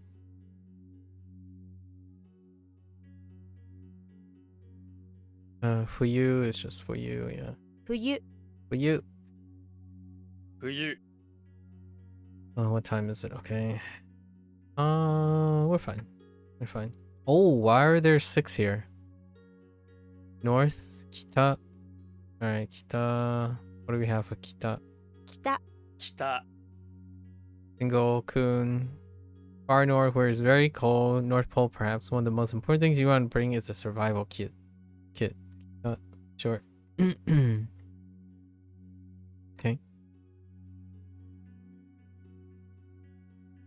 So, haha or ha, right? Exactly the same, yes. Yeah, it's just haha. Ha. Oh, wait. This is the reading you learn with kanji. Just remember your mother is a terrible person. Oh, yeah, it's the bleeding thing. 母 母 Ugh. Okay. Cut. And then Okasan. So how do you go with Okasan? This word starts with O, which just makes it more polite. Then there's the kanji haha, which you know means mother. Later, last, there's the honorific san, which further adds respect to the mother. So this is a nice way to say mother, as in like talking to your mother. You use it when you're talking to your, oh yeah, there it is. You're using it when you're talking to your own mother or talking about her with friends, yes. Referring to your own mother though. You can also use this when you're talking about your friend's mother. A little less, but yes. If you need to talk about someone's mother, then you don't really know or you aren't close to, you'll want to use Oya ne? No, that's something else. Okay, I guess we'll know that later. Don't worry, you'll learn that last kanji in a few lessons. Until then, it's pronounced Oka Sama. Oh, Sama. Oh, that's Sama. Okay, Oka Sama. Makes sense. Even more polite. Okay. Just in case, right? What's the mnemonic for Oka Sama? Oh, we're gonna use car again. Since this word is made up of a single kanji, right? Use kunyomi. What does your super nice mother do for you? This is why you're so polite to her. She drives you all around in her ka. Not to be confused with ka, which I think they still use ka in ka for car. Taking wherever you need to go, soccer, kendo, whatever. What a nice mother you have. Okay. Oka-san. お母さん、お母さん、 Oka-san. Utilize. Checks out. Ask. I don't. What? Oh, we only have yo. And yo is in on. So we need a kun here. Where do be using kuns? Mochiru. Oh, mochiru. Okay.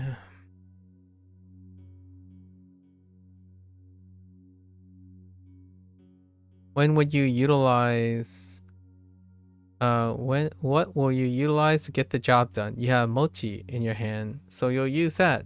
Now go think of some kind of imaginary task you complete with mochi, making it as ridiculous as possible. I don't know, making mochi ice cream is good enough, right? I must use mochi to make mochi ice cream because I want mochi ice cream. Specifically matcha mochi ice cream. Ice cream, I suppose. 用いる、 Mochiru. 用いる、 Mochiru. Signature? Where's signature at? Sutafu. Ga? Sutafu. Oh, staff. Staff ga kono パソコンをパソコンを用いるのに用いるのにはoh my gosh すねじゃ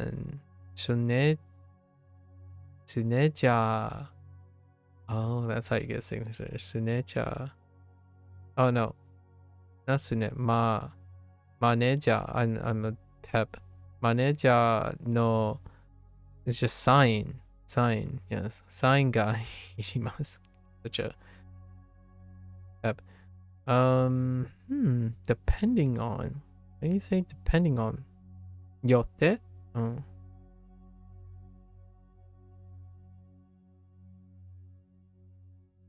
Ah, yeah, 違うんです. Different.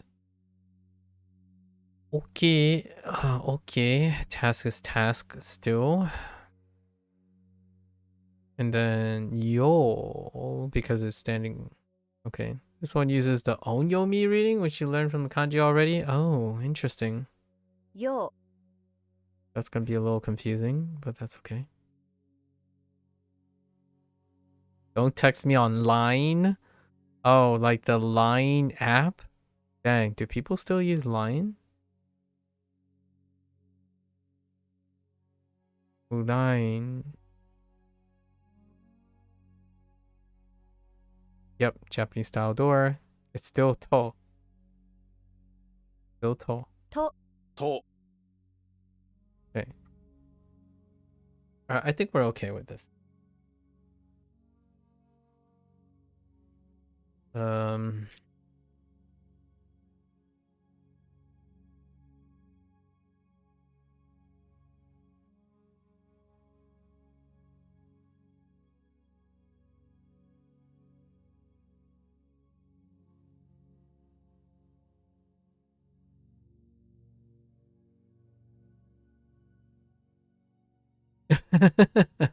Still mother. What was this? How does this work? What was the mnemonic for this? Oh, survival kit? Right.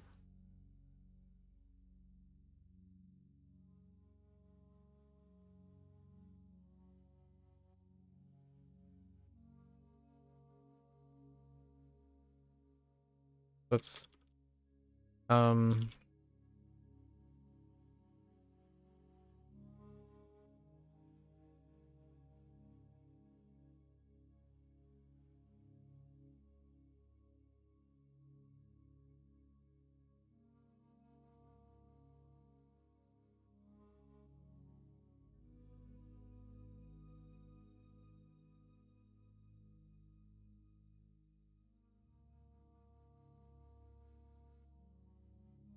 You want the whole thing? It's a sliding door. I disagree with this. Oh, you know what? And they would accept the door. Dude. I'm just gonna stick with door. That's BS right there. Alright, dude. Okay, that's the end of that. Yeah, we're really far behind, so we're 2 hours plus behind. Get to that. Tomorrow is level up day, right? Yeah, we can't avoid tomorrow. So tomorrow is level up day. Last break day. Today is actually my last break day, and I still haven't finished that stuff. So let's go over harmonics.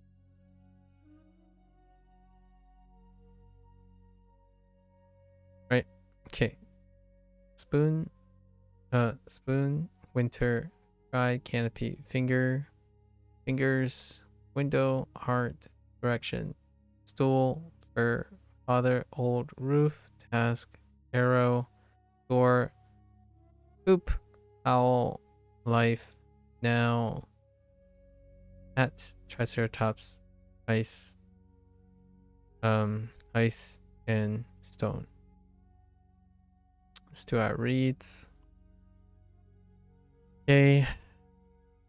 So we have man. Man. Nai. Bun. Setsu. On. Go. You. Tai. Shou. I. Shin. To. Ne? Ho. You. Chichi. Mo. Shi. Uyu. Hoku. Hoku. Han. Ko. Dai. Gai. Shi. Hiro. Aha.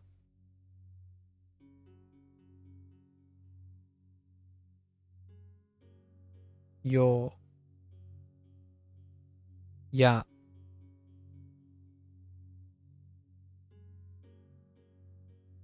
Se. Sho. Ji. Eh. And what was the last error? Sliding doors? Japan style doors? We're just gonna keep with doors. Just door.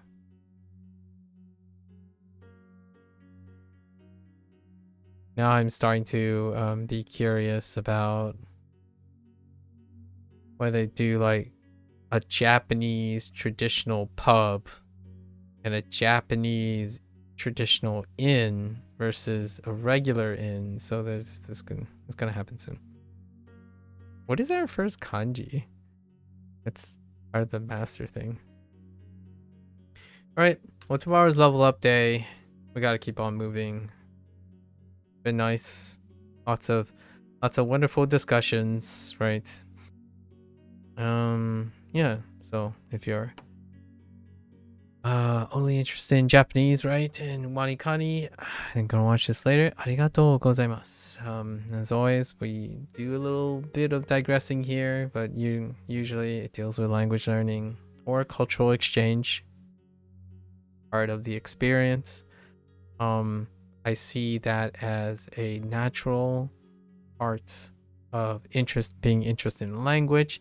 However, you know, for the linguistics out there and those who are mechanically inclined or those who simply want to stay in their lane, so to speak, where they consume very specific, enriched, niche aspects, it's perfectly acceptable too.